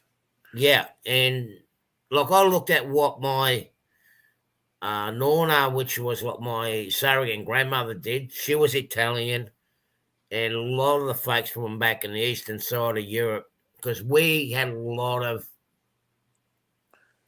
some sort of, somewhere along the line, we had ties with it. But if you had to look how they done the pastas and So, what they done it easily, so what you especially say, when they Artie, had was that your family had a spaghetti plantation with a lot of we did. spaghetti trees. Yeah, because as We we did. hear from Anthony, all foods are grown. Yes, all foods are grown. Yeah. Yeah. So Yeah. spaghetti comes from spaghetti trees, right, Anthony? Yes. No, spaghetti comes from you making dough, but the dough needed yeast, and yeast grows to expand the dough. You can't win, Jean Ricard. Jean Ricard, pretend you're French and surrender. Tap into that French side of you. Give up the Danish side. You fought the battle, but now let the French side come out and just surrender. I'll just stuff you with hearing when I meet you in person, you know. See, Steve's And the correct. noodles are Spaghetti Chinese. actually came from China. The noodles It's were actually Chinese. Spaghetti is Yeah. actually Chinese. So Well, the noodles are, yes. this guy here contradicted himself again. He says he doesn't like Chinese food, but here he is. He will eat spaghetti. But I don't eat the noodles by themselves. I eat the Italian version of it.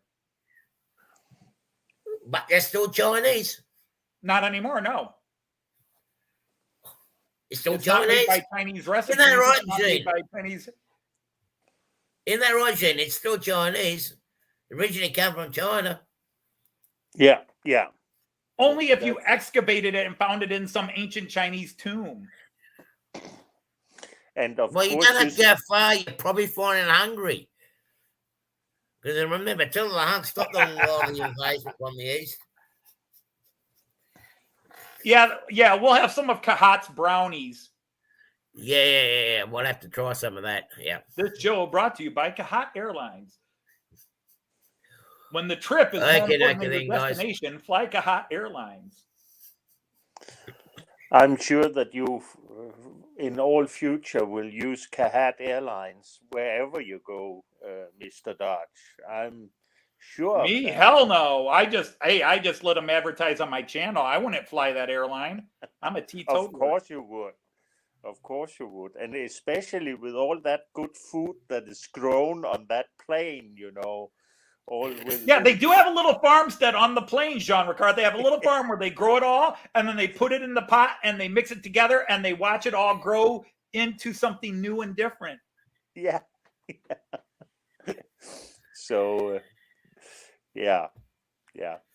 But why didn't I come up with something like that when I was doing my communist projects at school? Because you didn't have me at your side. Yeah, true. All right, gents. I would have got you all in trouble in school, Artie. I would have gotten you in trouble in school. I'd be saying shit under my breath, and you'd start laughing, and the teacher would yell at you. I already stirred up enough trouble at school without the help of you. I even had a black market going on at school too, underneath their noses. Yeah. My commerce teacher, however, he encouraged me to do it because he says it's all part of business. Yeah, you got to learn how to make money somehow, and I did. I learned how to do black marketing. It was quite successful. What did you sell? I can't disclose that. Yeah, I can't disclose Kangaroo that. hookers. Something somewhere along that lines, but yeah.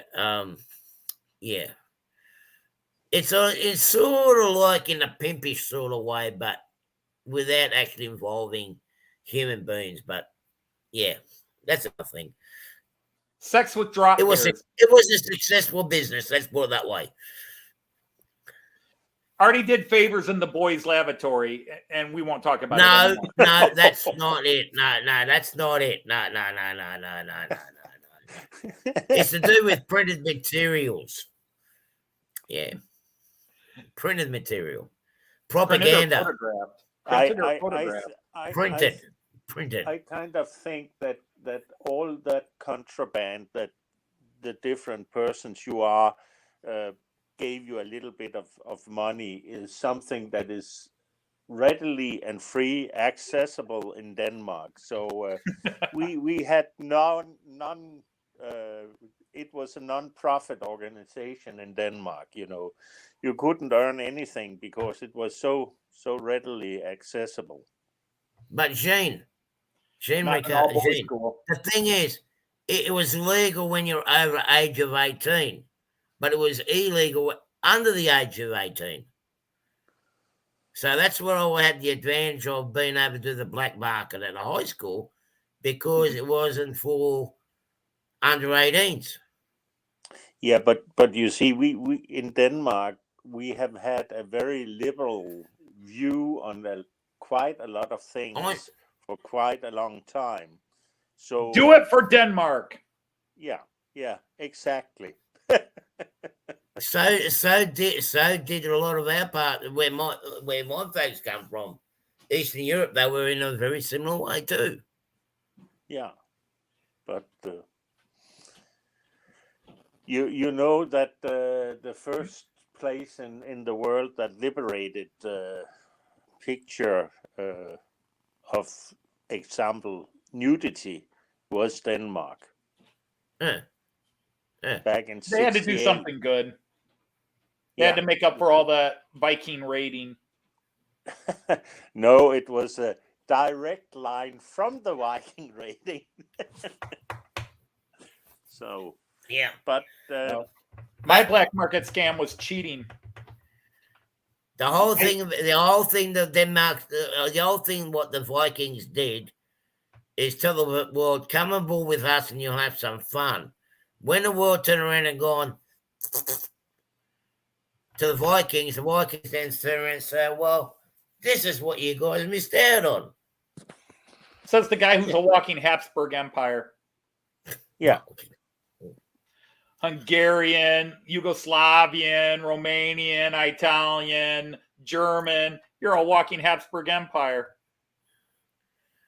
Well, but, let's put this way: there is still a lot of pure blood Hungarian. Well, there's still a lot of pure Hungarians around the place. We did like the Austro-Hungarian Empire.